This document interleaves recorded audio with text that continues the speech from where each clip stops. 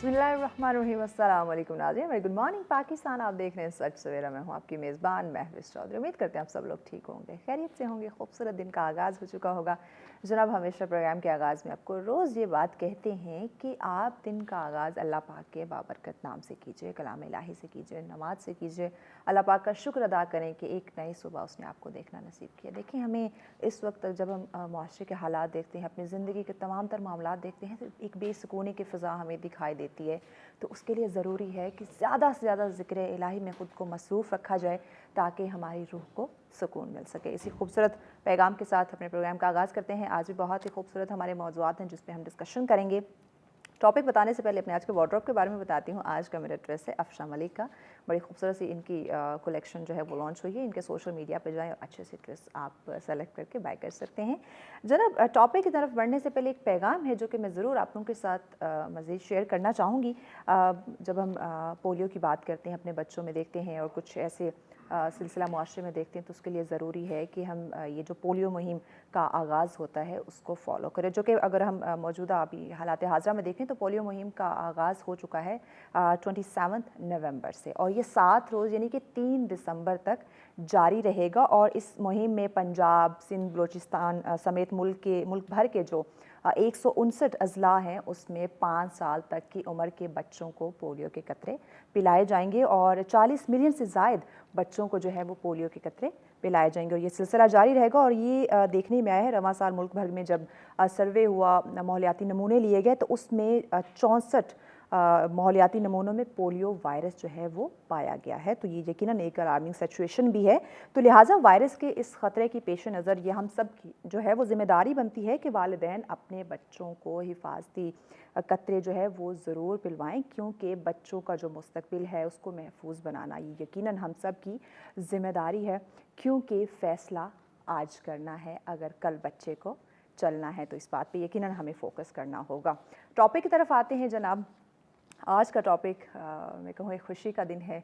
अगर मैं यूँ कहूँ कि आप एक आम अल्फाज से आगाज़ करूँ कि अगर किसी के घर में कोई बच्चा पैदा होता है तो हम कितना खुश होते हैं, कितनी खुशियाँ मनाते हैं। तो आज का दिन भी हमारे लिए किसी खुशी से कम नहीं है। आज भी एक ऐसे इमाम की वलादत का दिन है जो कि जिन्हें सिलसिला उम्मत के चौथे ताजदार कहा जाता है, यानी कि हज़रत इमाम ज़ैनुल आबिदीन अलैहिस्सलाम के आज विलादत का दिन है जनाब, जो कि नवासे रसूल सल्लल्लाहु अलैहि वसल्लम और इमाम हुसैन अलैहिस्सलाम के फ़र्जंद हैं। तो उन्हीं पे आज हम बात करेंगे, उन्हीं की ज़िंदगी पे हम बात करेंगे और किस तरह किस कदर वो माशाल्लाह से तकवा और परहेज़गारी के आला दर्जे पे फ़ाइज़ थे कि नमाज के वक्त भी खौफ खुदा से जिस्म में जो है वो लर्ज़ तारी हो जाती थी। तो आज उन्हीं की ज़िंदगी पे इंशाल्लाह हम बात करेंगे, आपके सामने रखेंगे। और इस खूबसूरत टॉपिक पे डिस्कशन के लिए हमारे मुअज़्ज़िज़ मेहमान हमें ज्वाइन कर चुके हैं। हमारे साथ मुल्क की नामवर एक हस्ती जिन्हें आप देखते हैं मुख्तलिफ़ TV चैनल्स के ऊपर, मुख्तलिफ़ जगह पे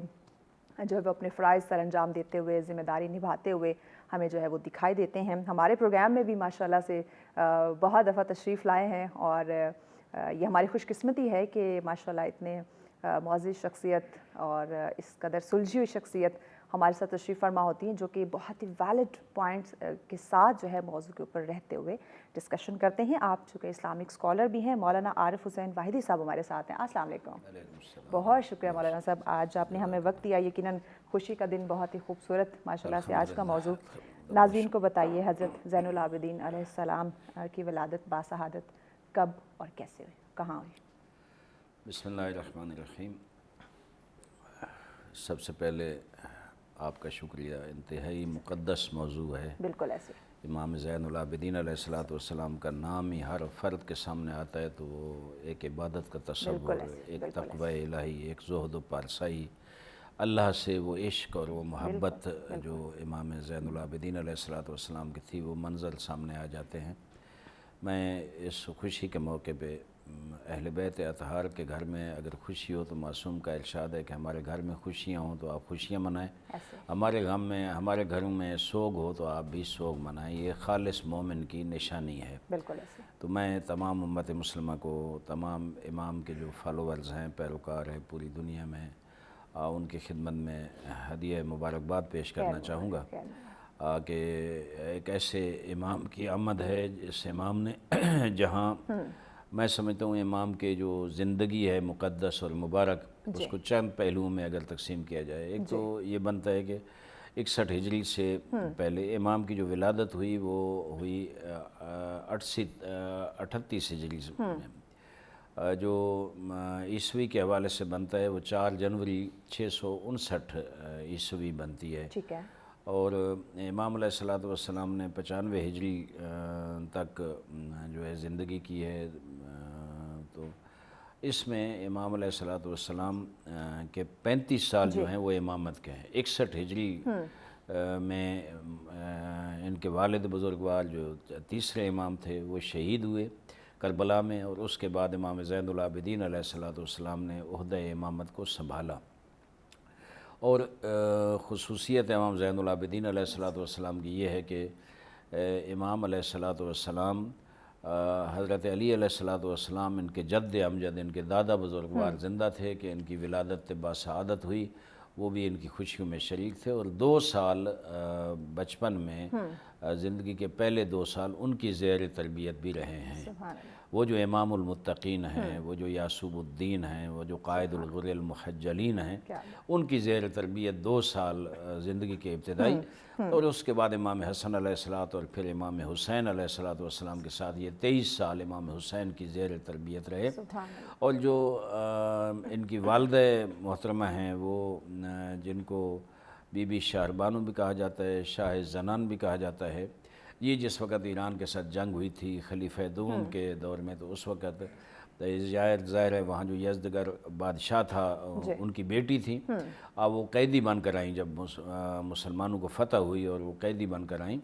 तो ये बीबी शाहरबानो हज़रत अली अलैहिस्सलातु वस्सलाम के हिस्से में और इमाम हुसैन अलैहिस्सलातु वस्सलाम को हदिया दी गई, और उनके साथ शादी हुई। उसके बाद इनसे हज़रत इमाम ज़ैनुल आबिदीन अलैहिस्सलातु वस्सलाम की विलादत हुई। अलबत्ता मैं यहाँ अर्ज़ करूँ कि तारीख़ में ज़ाहिर है होता है इख्तिलाफ़। आज की तारीख़ भी इनकी विलादत के हवाले से है, और 5 शाबान के हवाले से भी अब बहुत ज़्यादा रिवायात हैं कि इमाम की विलादत इमाम ज़ैनुल आबिदीन अलैहिस्सलातु वस्सलाम की 5 शाबान को भी हुई है। इनकी कुनियत अबू मोहम्मद है, मोहम्मद बाक़िर अलैहिस्सलातु वस्सलाम इनके जो फ़र्ज़ंद ग्रामी हैं, 5वें इमाम हैं, और उस मुनासबत से अबू मोहम्मद रखी गई। और इनके जो अलक़ाब हैं, क्या ख़ूबसूरत अलक़ाब हैं कि वो रिवायत है कि हुज़ूर अकरम सल्लल्लाहु अलैहि वसल्लम से कि ये खेल रहे थे और नहीं वो मुसल्ले इबादत पे थे कि एक सांप आ गया इनके इबादत में मुखिल होने के लिए।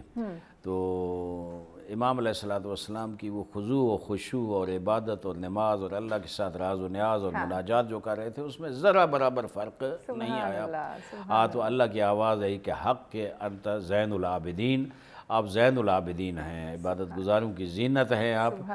तो उस वक़्त से इनका नाम ज़ैनुल आबिदीन पका। और इमाम मालिक रज़ी अल्लाह अन्हु इरशाद फरमाते हैं कि मैंने इमाम ज़ैनुल आबिदीन अलैहिस्सलातु वस्सलाम को जिस वक़्त देखा तस्बीह में, तक़दीस में, इबादत में, और फरमाया कि जब भी वो इबादत में खड़े होते थे तो वो उनका एक रंग आता था, एक जाता था, रंग जर्द पड़ जाता था उनका। आगा साहब यहाँ ये भी फरमाइएगा कि आपकी विलादत पे मौला हुसैन अलैहिस्सलाम के घर का मंजर क्या था, और उस वक्त मौला हुसैन अलैहिस्सलाम ने क्या इरशाद फरमाया? जिस वक़्त पैदा हुए तो इमाम हुसैन अलैहिस्सलातु वस्सलाम खिदमत में हज़रत अमीरुल मोमिनीन अलैहिस्सलातु वस्सलाम खिदमत में पेश की गए। उन्होंने नाम रखा और हज़रत इमाम हुसैन अलैहिस्सलातु वस्सलाम के साथ मशवरा किया। इमाम हुसैन अलैहिस्सलातु वस्सलाम का एक फ़रमान है कि मुझे अपने बाबा और माँ से इतनी मोहब्बत है कि मेरे जितने बेटे हैं उनका नाम मैंने अली रखा, और जितनी बेटियाँ उनका नाम मैंने फ़ातिमा रखा। 3 बेटे इमाम हुसैन अलैहिस्सलातु वस्सलाम के, ज़ाहिर है इनकी विलादत टाइम हज़रत अली अलैहिस्सलाम मौजूद थे और वो नाम रखा गया। ज़ाहिर है अहले बैत अतहार के घर में वो कहते हैं कि जिस वक़्त इस तरह की खुशी होती है, बच्चा पैदा होता है, तो फ़रिश्तों का नुज़ूल होता है उस घर में, रहमतें बरकतें नाज़िल होती हैं। और क्या खुशियाँ उस घर में थीं जिस वक़्त इमाम ज़ैनुल आबिदीन अलैहिस्सलातु वस्सलाम पैदा हुए। इनका नाम भी अली है, इनके छोटे भाई का नाम भी अली है, तीसरा भाई भी अली है। इनको अली उनिल औसत कहते हैं, जो करबला में शहीद हो गए इनके भाई अली उनिल अकबर कहते हैं। और एक और छोटे भाई जो शहीद हुए उनको अलीउल असगर कहते हैं। तीनों भाइयों का नाम अली, इमाम हुसैन अलैहिस्सलाम ने 3 बच्चों का नाम अली रखा। और बेटियां जो हैं वो भी फ़ातिमा, जितनी बेटियां फ़ातिमा कुबरा, फ़ातिमा सुगरा, वो जनाब इस तरह जनाब। तो ज़ाहिर है इमाम ज़ैनुल आबिदीन अलैहिस्सलाम की आमद पे जो खुशियाँ अहल बैत के घर में आज हैं, अल्लाह ताला हमें भी तौफ़ीक़ अता फ़रमाए कि हम भी उनकी खुशियों में इस तरह शरीक हों। और फिर मैं ये कहता रहता हूँ कि जिस वक़्त पेशवाओं के घर में, बुज़ुर्गों के घर में अहल बैत अतहार जिनसे हम एक अक़ीदत और महब्बत और मवद्दत रखते हैं, उनके घर में जब खुशियाँ हों तो हम गाफिल न रहें इसमें। आज के दिन हमें वो महाफ़िल और जश्न मुनक़िद करने चाहिए। दुआओं का सिलसिला इमाम ज़ैनुल आबिदीन, आगे बताऊँगा, इमाम ज़ैनुल आबिदीन अलैहिस्सलाम का एक सिलसिला दुआओं का बड़ा वसी है, मुनाजात बखुदा और कितना है। हमें दुआओं का एहतमाम करके आज हुज़ूर अकरम सल्लल्लाहु अलैहि वसल्लम से, मौला अली से, मौला इमाम हुसैन अलैहिस्सलाम का वसीला बनाकर अल्लाह से हमें आज ईदी मांगनी चाहिए। इतनी बड़ी ईद हो और हमें ईदी न मिले, हम महरूम रहें तो हम फिर बदकिस्मत हैं। मेरे ख्याल में आज के दिन ईदी का दिन है और हमें ईदी लेनी चाहिए।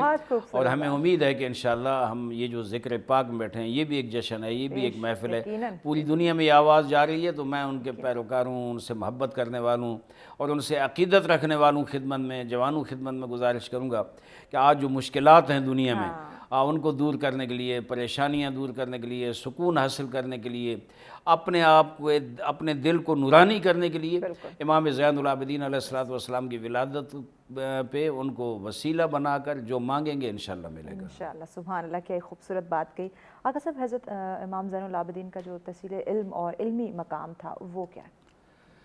मैं कहता हूँ कि इमाम अलैहिस्सलाम ज़ाहिर है 61 हिजरी तक तो इमाम हुसैन अलैहिस्सलाम के साथ थे और उन्होंने तरबियत हासिल की और जो इल्म हासिल किया वो अपने बाबा इमाम हुसैन अलैहिस्सलाम से, अपने ताया जान इमाम हसन मुजतबा अलैहिस्सलाम से और दादा जान हज़रत अली मुर्तज़ा अलैहिस्सलाम से। और जिस वक़्त करबला में शहीद नहीं हुआ, अल्लाह की मसलहत भी थी, ज़ाहिर सिलसिला इमामत चलना था।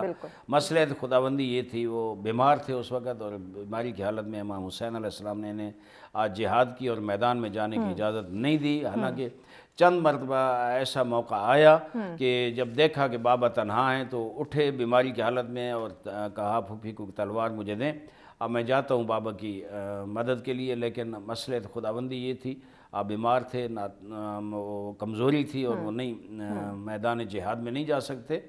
फिर उसके बाद बहुत मुश्किल जो हालात पेश आए, शाम का सफ़र, कूफा और शाम का, दरबारों का, बाज़ारों का, उससे वापस जब मदीना आए तो इमाम अलैहिस्सलाम का तमाम काम इल्मी काम था। और ज़ाहिर है मैंने पहले कहा कि इमाम की ज़िंदगी को चंद अदवार में तकसीम करना चाहिए। एक इमाम का वो करबला तक का सफ़र, करबला के बाद कूफा और शाम में वो जो पैगाम पहुँचा उस काफ़िले की सरबराही इमाम ज़ैनुल आबिदीन ने की। मैं कहता हूँ कि अगर सिर्फ़ इमाम अलैहिस्सलाम के वो खुतबे जो मैदान करबला से लेकर कूफा और शाम तक और फिर वापस मदीना आकर जो खुतबे मौजूद हैं, उन खुतबों को खंगाला जाए, उन खुतबों को देखा जाए तो मैं समझता हूँ इल्म के, मारिफत के, हिकमत के वो समंदर हैं, वो दरिया हैं आज जिनको हम हासिल कर सकते हैं। इन खुतबात पे बात करेंगे, ब्रेक लेनी है, ब्रेक के बाद इन डिटेल इंशाल्लाह। ये खूबसूरत आज का दिन है, खुशी का दिन है, तो इस पर हम गुफ्तगू के सिलसिले को आगे बढ़ाएंगे, लेकिन एक शॉर्ट ब्रेक के बाद साथ रहिएगा।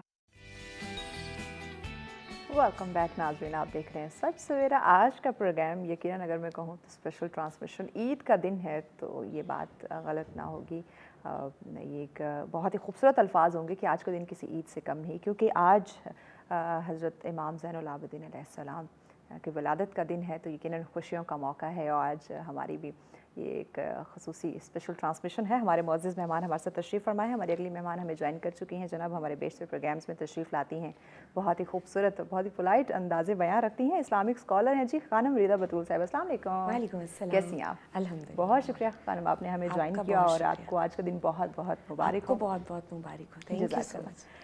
मौलाना आरिफ हुसैन वाहिदी साहब, आप अपनी बात मुकम्मल कर लीजिए। हम इमाम की जो इल्मी मकाम है उस पर बात करें, तो उसके बाद फिर हम खानम की जाने बढ़ते हैं। मारूफ इमाम हैं, बड़े ज़ाहरी जिनका नाम है, वो फरमाते हैं कि मैं मदीना मुनव्वरा में बड़ी बड़ी महफ़िल इल्मी होती थी, सहाबा किराम दानिश्वर दानिशमंद, जहाँ मुसलमान दानिश्वर होते थे वहाँ गैर मुस्लिम اور دہلیے قسم کے لوگ جو ہے وہ بھی وہاں ہوتے تھے۔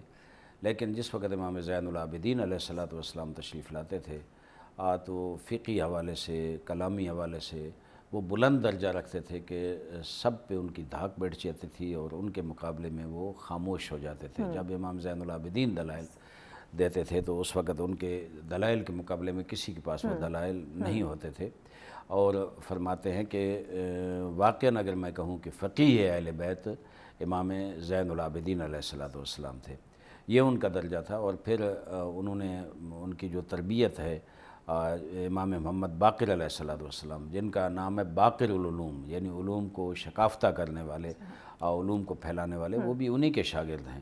اور میں سمجھتا ہوں کہ واقعہ کربلا کے بعد جو سلسلہ شروع ہوا، جو امام جعفر صادق علیہ السلام پہنچا اور فقہ جعفری، فقہ اہل بیت فقہ جعفری کے نام سے معروف ہوئی، اس کی بنیاد امام زین العابدین نے اپنے دور میں رکھی تھی۔ فقہا تربیت کیے تھے، اور اپنی وہ جو گرچہ مشکلات بہت زیادہ تھیں، وہ جو مختلف قیام توابین تھے، ہرا کا واقعہ ہوا تھا اور اس کے بعد امیر مختار کا قیام ہوا تھا، اس میں امام علیہ الصلوۃ والسلام اپنی ایک حکمت عملی اور پالیسی کے تحت مدینہ میں ہی رہے، لیکن وہ علمی کام بھی ساتھ ساتھ انہوں نے جاری رکھا، فقہی کام بھی انہوں نے جاری رکھا، تاکہ فقہ اہل بیت کا جو سلسلہ ہے اور جو اہل بیت علیہ الصلوۃ والسلام کے عقیدے اور نظریے کا جو ظاہر ہے، دو ایک ہے عقیدتی سلسلہ جس کو آگے چلانا تھا، فقہی سلسلہ جو آگے چلانا تھا یہ دینی، اور دوسری طرف جو کربلا کا پیغام تھا وہ آگے چلانا تھا۔ میں سمجھتا ہوں امام علیہ الصلوۃ والسلام نے وہ جو تربیت تھی مولا علی علیہ السلام کی اور امام حسن اور امام حسین علیہ الصلوۃ والسلام کی، اس کو خوبصورت انداز میں آگے بڑھاتے ہوئے، جہاں میں نے عرض کیا کہ ان کے خطبات کا اگر مطالعہ کیا جائے دشمن کو لاجواب کر دیتے ہیں وہ خطبات، جن کے پاس کوئی جواب نہیں ہے۔ اور پھر امام نے جو وہاں بیٹھ کر، ظاہر ہے وہ ایک دور تھا بڑا جبر کا دور تھا، ظلم کا دور تھا بڑا، واقعہ ہرا سے آپ اندازہ لگا لیں کیا صورتحال تھی، لیکن امام علیہ الصلوۃ والسلام کا ایک معیار تھا کہ انہوں نے اپنے علم کو اپنے انداز میں، اگر صرف آپ جو مفاتیح الجنان میں ان کی 15 مناجات ہیں، 15 مناجات جو راز و نیاز ہے اپنے رب پاک کے ساتھ، اپنے اللہ کے ساتھ، میں سمجھتا ہوں میں نے مولا علی علیہ الصلوۃ والسلام کی مناجات بھی ہیں، وہ ایک منظوم مناجات ہے ان کی، اسی انہی 15 مناجات کے بعد موجود ہے، لیکن امام زین العابدین علیہ السلام کی وہ جو مناجات ہیں ان کو اگر دیکھا جائے، ایک معارف الہی کا ایک بہت بڑا ذخیرہ اور سرمایہ ہے امت کے پاس، کاش امت ان سے استفادہ کرے، لیکن میں دیکھ رہا ہوں کہ وہ استفادہ نہیں ہو رہا، بلکہ میں یہ سمجھتا ہوں کہ ان پہ غور و فکر ہی نہیں ہوتی، ان کی گہرائی میں کوئی جاتا ہی نہیں ہے کہ جا کر وہ معارف اہل بیت جو ہیں وہ حاصل کریں اور آگے معاشرے میں جوانوں تک پہنچائیں، جو لوگ مشتاق ہیں علم و معرفت کے، علم و حکمت کے، ان تک پہنچائیں۔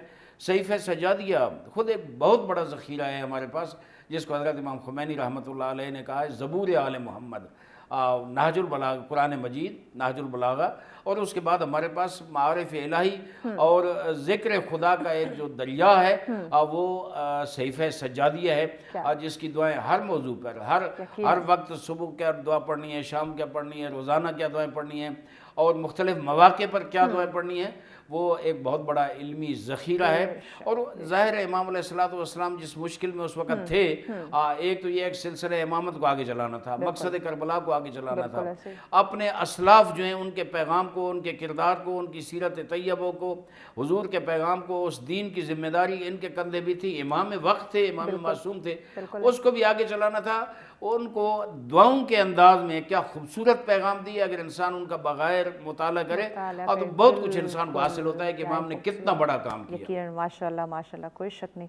خانم صاحب آپ کی طرف آتے ہیں، امام یقیناً تقوی اور پرہیزگار کے ایک اعلیٰ درجے پر فائز، اور آج کا دن تو ماشاءاللہ مبارک دن ہے، عید سے کم آج کا دن نہیں ہے، کیا کہیں؟ سب سے پہلے تو سچ ٹی وی کی بہت شکر گزار ہوں کہ اتنے خوبصورت موضوع پہ انہوں نے مجھے توفیق دی ہے کہ میں گفتگو کر سکوں۔ آپ کا سوال بڑا خوبصورت ہے کہ وہ ہستیاں کہ جو تقوی اور پرہیزگاری میں سب سے اعلیٰ مراتب پر ہیں، ان کے بارے میں گفتگو کرنا شاید ہمارے ظرف اس قابل نہیں کہ ہم بات کر سکیں، لیکن اگر آل محمد کی وجود کی برکتوں کو انسان اگر سمیٹنا چاہتا ہے تو یہ ایام بڑے خوبصورت ہیں، یہ ان کی طرف سے ایک بلیسنگز ہے ہمارے لیے کہ ان کی ولادتوں کا آنا، ان کی شہادتوں کا آنا. تو اگر انسان اپنی مصروف زندگی میں سے وقت نکال کر کم از کم آج کے دن کو ہی سیلیبریٹ کر لے تو ہم بہت کچھ لے سکتے ہیں. آغا صاحب نے بڑی خوبصورت بات کہی کہ آج کا دن عیدی لینے کا دن ہے، بالکل، ان کے نام، ان کے آج کی ولادت کو وسیلہ بنا کے دعا کریں، بالکل. اور آج کے دن تو اس امام کی ولادت کا دن ہے کہ جن کے در سے ہی شفا بٹتی ہے، جن کے در سے ہی سب عطائیں ہوتی ہیں، جن کے در سے ہی لنگر چلتے ہیں. تو وہ امام سجاد علیہ السلام کے جن کے وجود کی برکتیں اتنی ہیں کہ اگر کربلا آباد ہے، کربلا زندہ ہے، تو مولا کی دعاؤں کی وجہ سے. آغا صاحب نے بڑا خوبصورت نقطہ کہا کہ ان کی مناجات پر توجہ کیجیے. اگر میں اضافہ کرنا چاہوں یا کسی گفتگو کی آگے بڑھانا چاہوں تو میں صحیفہ کاملہ کی ہی بات کروں گی کہ اتنا خوبصورت کلام، اتنی خوبصورت گفتگو کہ جس میں امام سجاد عبد اور معبود کا مطلب سمجھا رہے ہیں. عبد کون ہے؟ کہ جو خدا کی بارگاہ میں اپنے وجود کی شناخت کروانے والی ذات ہے. اب وہی امام کیا کہہ رہے ہیں کہ اگر تم چاہتے ہو، ناظرین کے لیے بھی ایک جملہ کہوں کہ اگر تم چاہتے ہو کہ دنیا سے بے نیاز ہو جاؤ تو اپنی گفتگو کا آغاز کلام خدا سے کرو، سبحان اللہ، خدا کی حمد سے کرو، خدا کی تعریف سے کرو. ہمارے لیے افسوس کا مقام یہ ہے کہ ہم توحید بھول گئے ہیں. اہل بیت نے پوری زندگی، چاہے وہ مصائب میں تھے چاہے وہ خوشیوں میں تھے، انہوں نے رب کی وحدانیت کو نہیں بھلایا. بے شک بے شک. آپ کربلا کے خطبوں کو دیکھ لیجیے، آپ امام سجاد علیہ السلام کی زندگی کو دیکھ لیجیے. کسی بھی غلام کا مولا کی بارگاہ میں آنا اس وجہ سے نہیں تھا کہ مولا بہت باکمال ہستی تھی، بلکہ وہ یہ امپریس ہو کے آتے تھے کہ خداوند متعال کی ذات کی آشنائی اسی در سے ملنی ہے، خدا کی وحدانیت کی آگاہی اسی در سے ملنی ہے. امام سجاد کا اگلا جملہ کہ ایک غلام تھا مولا کی خدمت میں، تو مولا عبادت کے لیے جا رہے ہیں تو ایک دفعہ لرزہ طاری ہوا مولا پہ، اور وہ دیکھ رہا ہے اس سارے ماجرے کو. مولا نماز پڑھ رہے ہیں تو عجیب کیفیت ہوئی کہ ان کا عبا کا دامن جو ہے نیچے گر گیا زمین پہ، اور مولا کی نماز جاری ہے. جب مولا نماز تمام کر چکے تو وہ غلام پوچھتا ہے کہ مولا جان بہتر یہ تھا کہ آپ اپنی عبا کو سمیٹتے اور پھر اپنی نماز کو جاری رکھتے، تو آپ نے کیوں نہیں اپنی عبا سمیٹی، کیوں نہیں عبا کو اٹھایا؟ تو مولا کی آنکھوں سے آنسو آئے اور کہا کہ اے غلام، کیا تو بھول گیا کہ میں کس کی بارگاہ میں تھا؟ میں خداوند متعال کی بارگاہ میں ہوں کہ جو مالک یوم الدین ہے. اور پھر وہ غلام کہتا ہے کہ میں نے دیکھا کہ ہم ایک دفعہ سورہ فاتحہ میں کہتے ہیں کہ مالک یوم الدین، امام سجاد کئی دفعہ اس کا ذکر کرتے ہیں مالک یوم الدین. اور جب غلام نے پوچھا مولا آپ کیوں بار بار تکرار کرتے ہیں؟ کہا کہ یہ لفظ مجھے اپنے وجود پر طاری کرتا ہے کہ میں کس کی بارگاہ میں ہوں. اور آج ہماری عبادتوں میں جو لذت نہیں ہے نا مہوش، وہ صرف اس لیے کیونکہ ہم یہ بھول گئے ہیں کہ ہم کس کی بارگاہ میں کھڑے ہیں. علامہ بہجت کا وہ خوبصورت جملہ میں اکثر اپنے ناظرین کے لیے بیان کرتی ہوں کہ اگر آپ کو عبادتوں میں لذت نہیں آ رہی، نماز میں لذت نہیں آ رہی، تو یہ سوچیں کہ آپ نے جب جانماز بچھائی ہے، اپنا جو مصلی بچھایا ہے وہ خیمہ حسینی میں بچھایا ہے، وہ خیمہ محمد مصطفیٰ میں بچھایا ہے. جب آپ یہ سمجھیں گے کہ وہ ہستیاں مجھے دیکھ رہی ہیں، میں ان کے خیمے میں موجود ہوں، تو شاید آپ ان کو اپنے اوپر حاضر و ناظر جانیں گے. تو عبادت کا رنگ امام سجاد نے سکھایا. وہ ایک خوبصورت جملہ ہے نا کہ دنیا میں مصلی کبھی آباد نہ ہوتے اگر کائنات میں سید السجاد نہ ہوتے. تو یہ بہت بڑی حقیقت ہے. یقیناً آغا صاحب انہی کی بات آپ کی طرف لے کر آؤں گی. آپ کو سجاد علیہ السلام کے نام سے آپ کیوں مشہور ہوئے، یہ ناظرین کو بتائیے. سجاد ہے مبالغے کا صیغہ، فعال کے اس وزن پہ ہے، اور اس کا معنی ہے زیادہ سجدے کرنے والا. وہی جو سید الساجدین، یعنی میں سمجھتا ہوں کہ ظاہر ہے 12 امام 14 معصوم سب کے سب عبادت گزار تھے، اور سب کی عبادت زین الاتقیاء تھے، امام المتقین تھے، سب کچھ. لیکن سید الساجدین صرف ایک امام کا لقب پڑا جو امام زین العابدین علیہ السلام کا ہے. ایک راوی روایت کرتا ہے کہ امام علیہ السلام ایک گھر میں موجود تھے، کہیں مہمانی گئے ہوئے تھے، اور نماز کا ٹائم ہوا اور امام نماز میں مشغول ہوئے، تو گھر میں ایک سائڈ پہ آگ لگ گئی اور آگ پھیلنا شروع ہو گئی. لوگوں نے شور کیا اور امام کو پکارا کہ امام یہ آگ لگ گئی، لیکن امام ٹس سے مس نہیں ہوا، بالکل جیسے ان کے چہرے پہ کوئی تاثر نہیں تھا. آگے وہ جناب وہ ان کو پتہ بھی چلا ہو گیا. لیکن جس وقت آخری سجدہ کیا تو آخری سجدہ اتنا لمبا کیا آگے جب تک آگ بجھ نہیں گئی امام سجدے میں ہی پڑے ہیں. یعنی آخری سجدہ ویسے بھی نماز میں ہوتا ہے کہ بعض مخصوص دعائیں ہوتی ہیں جو مانگی جاتی ہیں. تو امام علیہ الصلوۃ والسلام اس سجدے میں اللہ سے آہوزاری کر رہے تھے کہ میرا مولا اس مشکل کو آسان فرما. اور امام کا ایک لقب ذو الصفنات بھی ہے، چونکہ ان کے جو کثرت سجود کی وجہ سے ان کے ماتھے پہ وہ نشان اتنے زیادہ پک گئے تھے، جیسے وہ یہ صفنات جو ہے اس کے جو لغوی معنی اس طرف جائے تو اونٹ جب بیٹھتا ہے نا تو اس کے جو گھٹنے پہ وہ ورم سے وہ ہو جاتے ہیں، گوشت اٹھاتا ہے، اس طرح امام علیہ الصلوۃ والسلام کی پیشانی ہو گئی. اتنے امام نے زندگی میں سجدے کیے.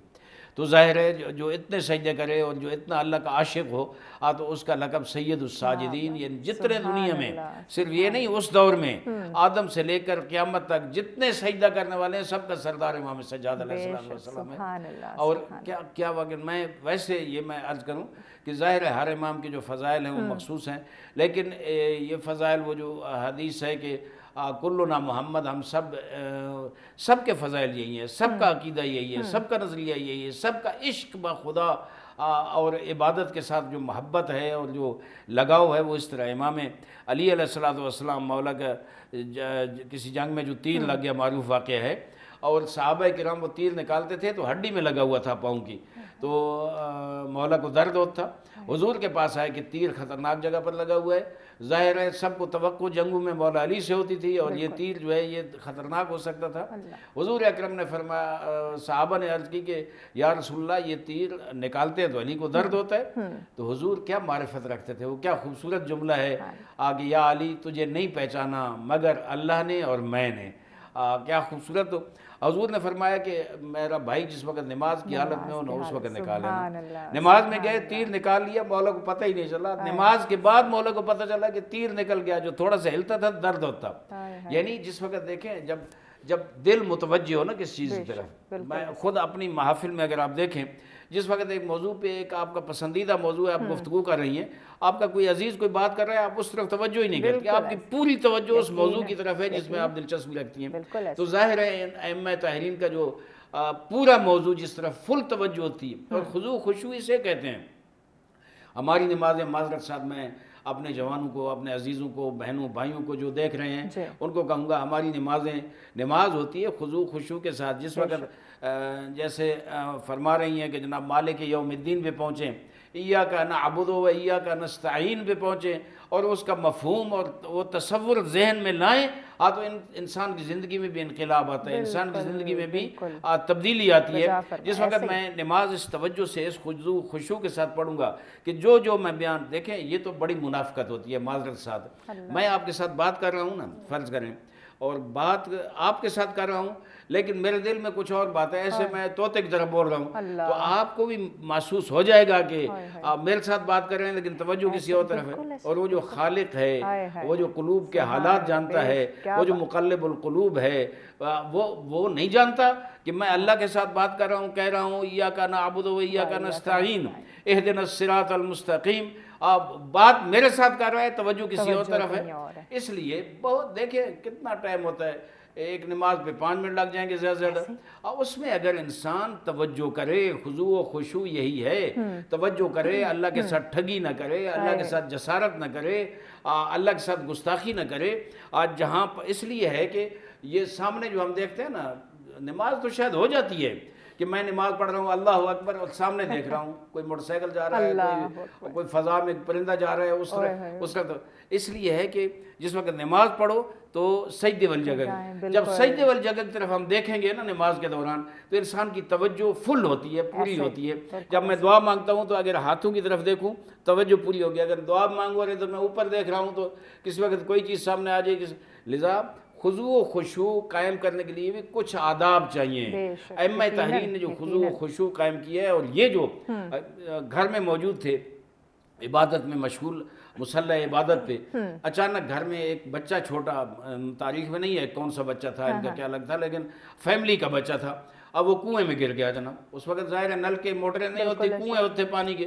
وہ کنویں میں گر گیا. گھر کی خواتین نے شور مچانا شروع کیا کہ بچہ جناب کنویں میں گر گیا. امام کو پتہ ہی نہیں، امام اپنے اللہ کے ساتھ راز و نیاز کر رہے ہیں، اتنے مشغول، کسی اور طرف توجہ ہی نہیں. تو جس وقت نماز سے فارغ ہوئے کہا مولا بچہ کنویں میں گر گیا ہے اور کوئی مرد نہیں ہے کوئی نکالنے والا، آپ کو پکار رہے ہیں آپ جواب نہیں دیتے.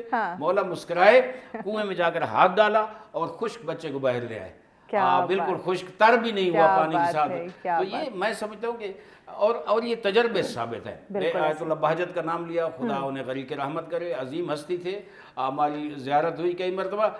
ایسے عجیب ہستی تھی کہ وہ یقین رکھتے، وہ کہتے ہیں یہ دنیا میں اگر اللہ کے ساتھ. بریک کی جانب بڑھنا ہے، بریک کے بعد انشاءاللہ یقیناً بہت ہی خوبصورت موضوع ہے، بہت ہی ایک معزز پاکیزہ اور بہت ہی خوبصورت ہستی پہ آج ہم گفتگو کر رہے ہیں. تو یقیناً بریک لینے کا دل نہیں چاہتا کہ شارٹ سے بریک لے کر آتے ہیں اور یہ خوبصورت جو آج گفتگو کا سلسلہ جاری ہے اس کو ہم آگے بڑھاتے ہیں. ہمارے ساتھ رہیے گا.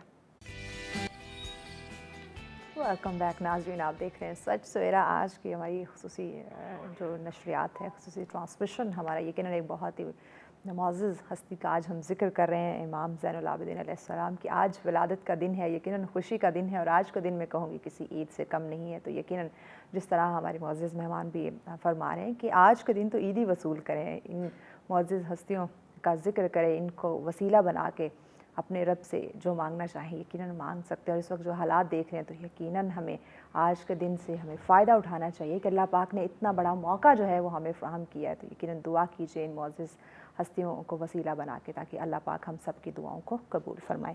خانم آپ کی طرف آتی ہوں. بہت ہی خوبصورت انداز میں آغا صاحب نے فرمایا کہ آپ کو سجاد کا لقب کیوں دیا گیا، کیوں آپ اس نام سے مشہور ہوئے. بتائیے گا کہ آپ کس طرح سے غربا اور مساکین کی مدد کیا کرتے تھے؟ آغا صاحب کی بات سے اپنی گفتگو کو اگر آگے لے کے چلوں تو آغا صاحب نے بڑا خوبصورت بتایا کہ جو بہت زیادہ سجدے کرتا ہو اس کو سجاد کہتے ہیں. لیکن ایک بڑی خوبصورت علماء بات کہتے ہیں کہ سجاد اس کو کہتے ہیں کہ ہمارے اعضائے سجدہ 7 ہیں. اعضائے سجدہ وہ جو زمین پہ ٹچ ہوتے ہیں کہ ان اعضائے سجدوں پہ جن کے سجدوں کے نشان ہوں. صرف ماتھے کی بات نہیں ہو رہی، تمام اعضاء پر جب سجدوں کے نشان ہوں تو اس ہستی کو سجاد کہتے ہیں. اور کہا یہ وہ بات ہے کہ جب روز محشر تمام انبیاء، تمام اوصیاء جب روز محشر حاضر ہوں گے تو بہت سارے ایسے نبی منتظر ہوں گے کہ جو یہ سوچ رہے ہوں گے کہ خدا ہماری عبادتوں کو افضل کہہ رہا ہے یا ہماری عبادتوں کو افضل شمار کر رہا ہے. اور ان کی ریاضت، ان کی عبادت ماشاءاللہ سے عروج پر ہے. لیکن کہا اسی وقت ایک ایسی ہستی نمودار ہوگی کہ جس کا وجود نورانی ہوگا اور کہا 7 اعضائے سجدوں میں سے نور نکل رہا ہوگا. کہا اس وجود کو دیکھ کر تمام انبیاء تعظیماً جھک جائیں گے. اور کہا جب جبرائیل پوچھیں گے کہ یا خدا یہ کون سی ہستی ہے تو کہا یہ وہی ہستی ہے جس کو علی کہا گیا. کہا یہ علی السجاد ہیں، یہ علی کے بیٹے سجاد ہیں کہ جن کا وجود عبادتوں کی زینت ہے. کہ یہ وجود جتنا کمال پہ نظر آتا ہے ہمیں یہ سوچنا چاہیے کہ یہ اتنے بامعرفت کیوں تھے، اتنے باعظمت کیوں تھے. انسان کسی سے محبت تب کرتا ہے جب اس کی معرفت ہو جائے، ہاں اس کی کچھ کوالٹیز سے آپ کو پیار ہو جائے. تو اگر ہم کہتے ہیں کہ سید الساجدین ہے، ہاں عبادتوں کے سردار، ہاں ان کے وجود کی رونق ہی عبادت تھی، تو ایسی کیا خوبی ہے ان میں کہ وہ خدا کی قربت کو اس طرح سے پا رہے ہیں. تو کہ ان کی سب سے بڑی خوبی اخلاقیات ہے، علم ہے، صبر ہے، لوگوں کی مدد کرنا ہے. اب دیکھیں جتنے انبیاء بھی اور جتنے بھی امام گزرے ہیں ان میں سب سے خوبصورت کوالٹی یہ تھی کہ وہ کسی کی مدد کرتے تھے، لیکن جن کی مدد کی جا رہی ہے ان کو نہیں پتا ہوتا تھا کہ ہماری مدد کون کر رہا ہے. امام علی ابن ابی طالب جب دنیا سے گئے تو لوگ یتیم ہوئے اور ان کو پتا چلا کہ اچھا ہاں کوئی ایلیا تھا، کوئی ہمارا یتیموں کا باپ تھا جو آج اس دنیا سے چلا گیا ہے اور آج ہمارے دروازے پہ کھانا نہیں ہے. امام سجاد کے بارے میں بڑا خوبصورت جملہ ہے کہ جب بھی وہ اپنے ہاتھ سے کسی کی مدد کرتے تو ہاتھ کو الٹا کر کے اپنے ہاتھ پر بوسہ دیتے. سبحان اللہ. تو ایک غلام نے پوچھا مولا یہ کیسا عمل ہے؟ مطلب ناؤز باللہ، ناؤز آپ غرور کر رہے ہیں، اپنے آپ پہ پراؤڈ کر رہے ہیں کہ میرے ہاتھ نے مدد کی کسی کی یا امداد کی. کہا نہیں، میں شکر کر رہا ہوں کہ میرے رب نے مجھے توفیق دی کہ میرا یہ ہاتھ کسی کی مدد کر رہا ہے.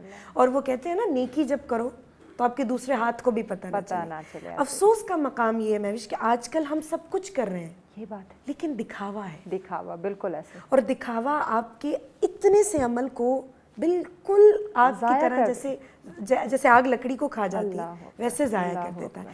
ان ہستیوں میں ایک چیز تھی، ان کی نیتیں، ان کے اعمال خدا کی رضا کے لیے تھے۔ بے شک آپ دیکھیں کربلا جیسی عظیم قربانی، انشاءاللہ کہ اس پہ بات ہونی چاہیے آج کے دن، کہ امام سجاد کا سب سے بہترین کردار کربلا میں نظر آتا ہے۔ بالکل ایسے لیکن آج ان کی خوشی کا دن ہے، تو میں یہ بھی کہتی ہوں کہ کربلا میں امام سجاد کے ایک عجیب پہلو نظر آتا ہے۔ سب کچھ قربان کیا ہے، لیکن امام کی زبان پر کبھی شکایت نہیں آئی۔ ایسے اور ہم آج کل سب کچھ پا کر بھی رب سے ہر طرح کی شکایت کرتے ہیں۔ بالکل ایسے یہ ہم پروگرامز کیوں کر رہے ہیں؟ تاکہ ان کی سیرت سے کچھ لے سکیں۔ ہماری سیرتیں ان کی سیرتوں کے تابع نہیں ہیں۔ ہماری کوالٹیز کیا ہیں؟ ہم اپنی کوالٹیز کو بہت 100% صحیح کہتے ہیں۔ ابھی کچھ دن پہلے میرے والد صاحب کی ڈیتھ ہوئی، تو میں رب سے شکایت کر رہی تھی کہ رب تو نے لے لیا، تو نے مجھے تنہا چھوڑ دیا، تو نے مطلب اوبویسلی باپ سے بڑا کوئی سایہ نہیں ہے، باپ سے بڑی کوئی نعمت نہیں ہے۔ بالکل ایسے تو لیکن میں اس ٹائم یہ بھی سوچ رہی تھی کہ رب جب کچھ لیتا ہے نا تو بہت کچھ نوازتا ہے، بالکل ایسے بہت کچھ نوازتا ہے۔ یقیناً۔ یہ عزتیں، یہ شہرت، یہ صدقہ جاریہ ہیں ان کے لیے۔ بے شک آج ان کے مرنے کے بعد میں یہاں پر ہوں یا آغا صاحب یہاں پر ہیں، یہ ان کے پیرنٹس کے لیے صدقہ جاریہ ہے۔ تو رب نے اگر آپ کو عزت، شہرت، وقار دیا ہے تو اس کی پاسداری بھی کرے، بالکل اور سجدہ شکر سب سے بڑی چیز ہے۔ بے شک بے جناب زینب سلام اللہ علیہ نے جب 72 شہداء کی لاشیں کربلا میں بکھرے دیکھے تو انہوں نے یہ نہیں کہا کہ بار الہا یہ کیسا قحط ہے، یہ کیسی مصیبت ہے جو سجدہ شکر انجام دیا کہ یا رب تیرا لاکھ شکر ہے۔ بھائی اور بہن کا رشتہ تو ایک الگ ہے نا، بچوں کا رشتہ، ایک ماں اپنے بچوں کو قربان کر کے پھر بھی سجدہ شکر دے رہی ہے۔ بالکل ایسے ہاں، امام سجاد مشکل میں ہیں تو کہا میں پوری زندگی 2 ہستیوں کا احسان نہیں بھول سکتا۔ آج جب مولا کی اتنی خوشی کا دن ہے تو ہمیں خوشی کی مبارکباد جناب سکینہ کی خدمت میں بھی عرض کرنی چاہیے کہ جو ان کے ہمراہ سفر رہیں۔ کہا امام سجاد کے سفر میں کہتے ہیں میں 2 لوگوں کا کبھی بھی شکر گزار ہو ہی نہیں سکتا، ان کا احسان اتار ہی نہیں سکتا۔ کہا ایک جناب سکینہ بنت الحسین اور ایک جناب فضہ۔ کون سکینہ؟ کہا کہ جب میں مشکل میں تھا تو میرے کانٹوں سے نکالنے والے کانٹے اور ان کے نکلنے کو جو ایک پرسن تھا، جو ایک ہستی تھی، وہ جناب سکینہ تھی۔ اور کہا میں جب بندھا ہوا تھا، جب میں مجبور تھا، میرے رسن ہاتھوں میں تھے، تو میری بہن کے پردے کو بچانے والی جناب فضہ تھی۔ دربار میں ہے تو جناب فضہ سامنے ہے، چہرے کو چھپا رہی ہیں جناب۔ نیکی کبھی نہ بھولیں، کسی کا احسان نہ بھولیں۔ امام سجاد یہ کیوں کہہ رہے ہیں کہ 2 ہستیوں کا احسان میں نہیں بھول سکتا؟ دنیا کو بتانے کے لیے کہ ہماری ذات پر محمد مصطفیٰ کا سب سے بڑا احسان ہے کہ ہم اہل بیت کے گھرانے سے جڑے ہیں۔ اور پھر لوگ یہ اعتراض کرتے ہیں کہ وسیلے کے بنا خدا سے مانگیں۔ بنا وسیلے کے آپ کو کچھ نہیں ملتا ہے۔ آپ اگر مجھے بلا رہی ہیں تو کوئی مقصد ہے تاکہ دنیا کو کچھ پتہ چلے۔ اگر ہم خدا تک اپنی بات پہنچانا چاہتے ہیں تو آل محمد کا وسیلہ بہت زیادہ ضروری ہے۔ آغا صاحب آپ کی طرف آتے ہیں، امام کی ثقافت کے بے شمار واقعات ہیں، تو ایسا کوئی ایک واقعہ اس پہ روشنی ڈالیے کہ روح جو ہے وہ تازہ ہو جائے۔ امام علیہ الصلوۃ والسلام کے بارے میں جیسے ان نے فرمایا، ان کے جد امجد حضرت علی علیہ الصلوۃ والسلام جس طرح رات کی تاریکی میں، حاکم میں وقت ہونے کے باوجود رات کی تاریکی میں جب لوگ سو جاتے تھے تو اپنے کندھے پہ روٹیاں اٹھا کر غریبوں، مسکینوں، یتیموں تک پہنچاتے تھے۔ امام سجاد علیہ الصلوۃ والسلام کی بھی یہی روش تھی۔ ان مشکل حالات میں، اس اختناق میں، اس جبر میں، ہر طرف جو پہرے تھے، لیکن امام علیہ الصلوۃ والسلام سب سے زیادہ توجہ غریبوں کی طرف کرتے تھے۔ اور شہر میں جہاں امام کو پتہ ہوتا تھا کوئی فقیر ہے، کوئی یتیم ہے، امام اس کے گھر راشن پہنچاتے تھے اور رات کی تاریکی میں پہنچاتے تھے۔ اور یہ وہ اکثر فرماتے رہتے تھے کہ وہ جیسے یہ کہہ رہی ہے نا کہ دیتے وقت ہاتھ کو چومتے تھے، ہمیشہ وہ کہتے تھے کہ یتیموں، غریبوں کو جو دینا ہے وہ مجھے شرم آتی ہے کہ میں اس طرح دوں کہ میرا ہاتھ اوپر ہو جناب وہ نیچے ہو۔ اس طرح کرتے تھے، اس طرح کر کے دیتے تھے تاکہ وہ خود اٹھا لے، اور میرا ہاتھ اوپر نہ ہو تاکہ وہ شرمندہ نہ ہو۔ یعنی اگلے کی عزت نفس کا خیال کرنا امام سجاد نے ہمیں سکھایا ہے۔ ایک اور جو میں تاریخ میں پڑھ رہا تھا کہ جب غریبوں کی غربت زیادہ دیکھی کہ بہت زیادہ معاشرے میں غریب ہو گئے، امام کے پاس وہ وسائل اس وقت نہیں تھے کہ امام سب کی پوری کر سکتے۔ امام نے ایک دفعہ اپنے گھر کا سب سامان وہ راہ خدا میں خیرات کر دیا، سامان دیا ان کو، یا سامان بیچ کر پیسے ان کو جو ضرورت تھی راشن وہ دیا، لیکن ایک دفعہ کیا۔ پھر کچھ عرصہ گزرا پھر دیکھا کہ معاشرے میں غربت بہت زیادہ ہو گئی ہے، کہاں ہے وہ امیر، کہاں وہ سرمایہ دار، کہاں ہے وہ انویسٹر آج وہ اپنے بینک بیلنس بھر رہے ہیں اور غریب گلیوں میں روڑ رہے ہیں، اسی کے محلے میں، اسی امیر کے شہر میں، اسی امیر کے گاؤں میں، اسی زمیندار کے محلے میں جناب لوگ غربت سے 2 ٹائم کا کھانا نہیں ہے ان کے پاس، ان کے بچے بلک رہے ہیں بھوک سے اور پیاس سے، اور وہ جو ہے اپنے خزانے بھر رہے ہیں اور اپنا پیٹ بھر رہے ہیں۔ میں کہتا ہوں امام زین العابدین کا اگر کوئی نام لیتا ہے، اگر کوئی ان کی پیروی کرتا ہے تو حق یہ ہے کہ امام علیہ السلام کی سیرت، یار امام نے تو سارا مال گھر کا 2 دفعہ زندگی میں دے دیا، 2 دفعہ پورا مال تقسیم کر دیا اللہ پہ توکل کر کے۔ ہم چلو پورا نہ کریں، 10واں حصہ ہی کر دیں۔ آج جو کروڑوں کے ساتھ کھیل رہے ہیں، لاکھوں کے ساتھ کھیل رہے ہیں، وہ اگر 10واں حصہ بھی امام کے نام پہ آج کے دن میں دے دیں، اور جو اس کے محلے میں اس شہر میں جو غریب ہوتے ہیں وہ چند لاکھ روپے نکال کر 10-10 ہزار ہر ایک میں تقسیم کریں، اور کہیں کہ ہم امام زین العابدین علیہ السلام کے نام پہ کر رہے ہیں، پتہ نہیں مولا انہیں کتنا عطا کرے گا، اللہ کتنا خوش ہوگا۔ اور پھر امام کا یہ بڑا عقیدہ ہے، امام غریبوں کو بھی، مستحقین کو، یتیموں کو سکھاتے تھے کہ میں دینے والا نہیں ہوں، وہ ذات دینے والی ہے۔ وہ یعنی عقیدہ توحید، اللہ پہ توکل، اللہ کا سہارا اور اللہ کو رزاق مطلق سمجھنے والے، وہ غریبوں کو بتاتے تھے کہ یہ میں نہیں دے رہا، یہ اللہ کا مال ہے، میرا کوئی احسان تم پہ نہیں ہے۔ ایک دفعہ گئے وہاں مکہ مکرمہ میں حج کے لیے جاتے تھے، ہمیشہ پیادہ حج کیے امام نے مدینہ سے مکہ، تو مکہ میں بحر موجود ہیں، بیٹھے ہیں ایک جگہ، ایک غریب ہے جو لوگوں سے مانگ رہا ہے، کمال ہے، کیا جملہ ہے امام علیہ السلام کا، لوگوں سے مانگ رہا ہے جناب۔ امام کے پاس بھی آیا مانگنے کے لیے، امام نے کہا مجھے بتا تو کس دروازے پہ کھڑا ہے، یہ جن سے تو مانگ رہا ہے یہ اس در کے محتاج ہیں، تو اس جو اصلی در ہے اسے چھوڑ کر تو منگتوں کے پاس آ رہا ہے، یہ سارے منگتے ہیں خود، جا اس دروازے سے، خانہ کعبہ میں آگے، بیت اللہ شریف میں آگے، یعنی اس کو بتا رہے ہیں کہ اپنا عقیدہ مضبوط کرو۔ اور میں نے یہ پہلے عرض کیا کہ علماء بزرگان اور ائمہ تحرین کی جو تعلیمات ہیں ان میں موجود ہے، جو شخص اللہ کی عبادت کرے گا اور اس جو کہے گا، جو دعا مانگے گا، جو نماز پڑھے گا، جو عبادت کرے گا، اس کے مفہوم کی طرف توجہ کرے گا، اللہ اسے اتنا عطا کرے گا کہ دنیا کا محتاج ہی نہیں رہے گا۔ سبحان اللہ، سبحان اللہ، کوئی شک نہیں ناظرین، یقیناً کیا خوبصورت آج کی محفل سجی ہے، کیا خوبصورت ماشاءاللہ ہستی کا ذکر جاری ہے، اس ذکر کو ہم آگے بڑھائیں گے لیکن ایک بریک کے بعد ہمارے ساتھ رہیے گا۔ ویلکم بیک ناظرین، آپ دیکھ رہے ہیں سچ سویرا۔ آج کی اسپیشل ٹرانسمیشن یقیناً ایک بہت ہی معزز، بہت ہی پاکیزہ ہستی کا ہم ذکر کر رہے ہیں، حضرت امام زین العابدین علیہ السلام کی ولادت کا دن ہے اور انہی کی زندگی پہ آج ہم گفتگو کر رہے ہیں۔ ہمارے معزز مہمان ہمارے ساتھ تشریف فرمائے ہیں جی، مولانا عارف حسین واحدی صاحب ہمارے ساتھ ہیں، خانم رضا بطول صاحب ہمارے ساتھ ہیں، اب دونوں شخصیات کا شکریہ۔ آغا صاحب، ہم ڈسکشن کر رہے تھے امام کی ثقافت کے کچھ واقعات جو ہیں آپ ہمارے ساتھ شیئر کر رہے تھے، بیان کیجیے۔ جی، میں عرض کر رہا تھا کہ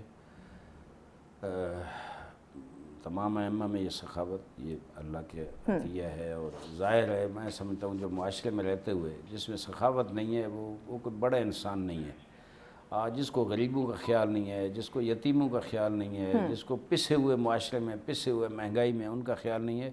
اپنے پیسے تو ہر کوئی جمع کرتا ہے، کافر بھی جمع کرتے ہیں، مسلمان بھی، بافضیلت انسان ہے وہ جو اپنے علاقے کے غریبوں کا، مسکینوں کا، مستحقین کا، مستمندان کا، مستضعفین کا خیال رکھتا ہے۔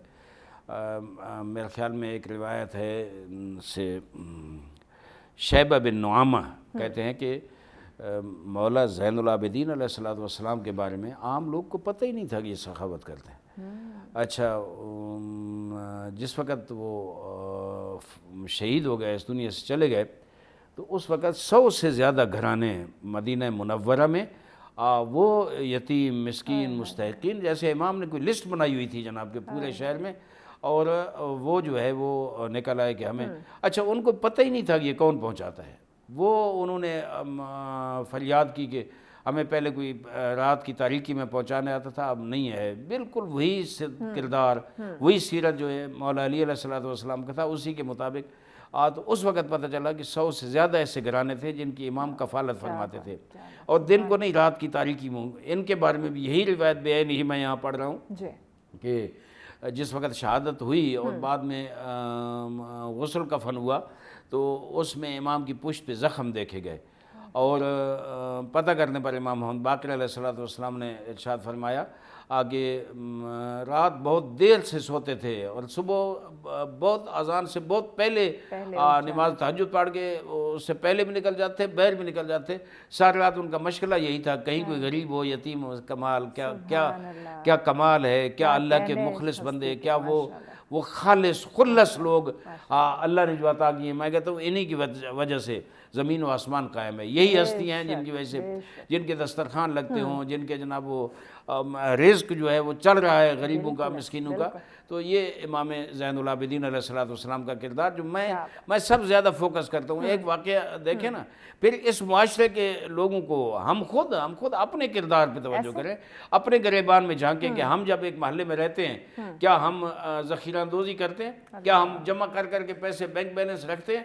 اچھا جو بینک بیلنس نہیں رکھتا نا اس کو بھی اللہ دینے والا ہے. جو مزدور ہے، روز کماتا ہے، روز کھاتا ہے، اللہ اسے نہیں دیتا. کوئی بھوکا مرتا ہے اللہ. جو امیر ہیں کروڑوں یا لاکھوں پڑے ہیں بینکوں میں لیکن ان کو کوئی خیال نہیں ہے، وہ سمجھتے ہیں یہ تھوڑا ہے. اور اگر اس میں سے اگر 50,000 بھی کم ہو جائے تو وہ روتے ہیں کہ جناب آپ پتہ نہیں آگے ہمارے ساتھ کیا مشکل پیش آئے گی. میں کہتا ہوں ان غریبوں کو جو گلی کوچے میں ہیں، جو یتیم ہیں، جو مسکین ہیں، جن کے سر پہ کوئی ہاتھ رکھنے والا نہیں ہے، انہیں ڈھونڈو، لسٹیں بناؤ، خاموشی سے ان کے گھر میں پہنچاؤ، ان پہ احسان بھی نہ کرو. یہ امام علیہ السلام کی سیرت ہے. ماشاءاللہ، سبحان اللہ، کیا کہنے. خانم یقیناً یہ ایسی ہستی ہیں جتنا ذکر کیا جائے کم ہے. واقعہ حرہ اس پہ کس طرح سے وہ پیش آیا، تفصیل سے بیان کیجیے. واقعہ حرہ کی اگر بات کی جائے تو واقعہ کربلا کے بعد ایک ایسا واقعہ کہ جس کو بیان کرنا اور جس کو دیکھا جائے اگر تو وہ کیوں پیش آیا، کبھی انسان اس پہ توجہ کرے کہ اس کے پیش آنے کی وجہ کیا ہے. کہ واقعہ کربلا جو گزر گیا اور جس میں اتنی مشکلات، اتنی مصیبتیں بیویوں کو سہنی پڑی، اہل بیت کو سہنی پڑی، اس کے بعد ایک واقعہ حرہ کا پیش آنا اور پھر اتنی خون ریزی ہونی اور اتنا سب کچھ، اور اس میں ایک امام کی اطاعت کا نظر نہ آنا، یہ بہت بڑی حقیقت ہے. آپ اگر دیکھتے ہیں واقعہ حرہ پہ اگر ہم بات بھی کریں یا اس کی ہسٹری کی طرف جانا چاہیں تو وہ ناظرین بہت اچھے سے جانتے ہوں گے. لیکن اگر ہم اس کی بات کی جائے کہ کیوں پیش آیا، اہل بیت نے جب اتنی قربانیاں دے دیں، جناب زینب سلام اللہ علیہ نے اتنا دین کی خاطر سب کچھ کر لیا، تو اس کے بعد جب مدینہ میں امام سجاد ہیں تو یہ پیش کیوں آیا؟ ریزن کیا ہے اس کا؟ ریزن سب سے بڑا یہ کہ ہم اتنا سب کچھ دیکھنے کے باوجود بھی شعور کی کیفیت تک نہیں پہنچے. شعور کیا ہے کہ آپ اتنا سب کچھ دیکھ کے دربار میں کھڑے لوگ رو تو رہے ہیں لیکن یہ محسوس نہیں کر رہے کہ یہ ظلم بعد میں نہ ہو. یہ اذیتیں جو آج بیویوں نے سہ لیں یا آل محمد نے سہ لیں، یہ بعد میں کنٹینیو نہ ہو. واقعہ ہو رہا دلیل بن رہا انسان کی جاہلیت پہ. ہاں کہ اتنا سب کچھ ہو گیا، دین اسلام کی خاطر اتنا سب لٹ گیا، آج بھی درد کیا ہے اہل بیت کا کہ وہ ظلم رکا نہیں. اس ظلم کو کوئی روک تھام کرنے والا نہیں تھا. امام سجاد کے وجود کی دلیل یہ ہے کہ وہ جب گزرتے تھے بازار سے تو ان کی آنکھوں کا آنسو، ان کا درد تازہ تھا. لیکن اس درد میں بھی ایک اور واقعہ پیش آنا اور اتنے مصائب کا سامنا کرنا یہ ایک بہت خطرناک ہے. لیکن یہ سب کچھ کس طرح سے رکتا ہے کہ جب امام سجاد علیہ السلام نے اس کی روک تھام کی، اور سب سے بڑی روک تھام کوئی جہاد نہیں، کوئی تلوار نہیں، کس سے کیا؟ دعاؤں کے ذریعے، مناجات کے ذریعے. جب مسجد میں بیٹھ کر ہاتھوں کو بلند کر کے امام سجاد دعائیں کر رہے ہیں تو کہا یہ چیز تھی کہ جس چیز نے امام کے قریب لوگوں کو کیا. اگر امام چاہتے تو اس وقت تلوار اٹھا سکتے تھے. اور آج اگر مولا کی شجاعت پر بھی بات کی جائے تو امام وہ ہے کہ جو امام سجاد علیہ السلام کا وجود وہ ہے کہ جو جناب عباس کے استاد ہیں. حضرت عباس کی شجاعت بڑی مشہور ہے. مولا سجاد کی تمام تر برکتوں، تمام تر کرامات کا اگر مظہر کسی کو دیکھنا تو مولا عباس ہے. لیکن کہا کہ واقعہ حرہ میں ایک جو مین بنیادی پوائنٹ نظر آتا ہے وہ یہ نظر آتا ہے کہ امام سجاد نے اپنی مناجات کے ذریعے لوگوں کو اپنے قریب کیا. وہ ظلم، وہ بربریت، وہ تمام تر واقعات جو ناظرین بہت اچھے سے جانتے ہیں، لیکن مولا کا کیا کردار تھا اس میں؟ آج اگر دیکھا جائے کہ مولا نے دعاؤں کے ذریعے، مناجات کے ذریعے لوگوں کو، کیا کہتے ہیں نا، امام سجاد علیہ، امام جعفر صادق کا بڑا خوبصورت فرمان ہے کہ اپنے کردار سے دعوت تبلیغ دو. آپ کا کردار بولے، آپ کو زبان کو جنبش دینے کی ضرورت ہی نہیں پڑتی. مولا نے یہ نہیں کہا کہ شاید میں اس وقت خود عصبانی ہو جاؤں، خود غصے میں آ جاؤں، نہیں، مولا نے مناجات کے ذریعے قریب کیا. اور وہ مناجات کے جس کو دیکھ کر خود بخود لوگ مولا کی خدمت میں آ کر بیٹھ جاتے ہیں. حاکم وقت نے ایک اس دور میں ایک کام بھی کیا کہ جب اس نے دیکھا کہ کوئی بھی میری طرف نہیں آ رہا اور سب امام سجاد کے گیت گا رہے ہیں اور انہی کے در پر جاتے ہیں، تو وہ شام سے مدینہ آیا اور کہا جی آج ظہرین کی نماز میں پڑھواؤں گا۔ نماز ظہرین ہوئی، نماز ظہرین پڑھا رہے تھے کہ اسی وقت امام سجاد علیہ السلام مسجد میں داخل ہوئے۔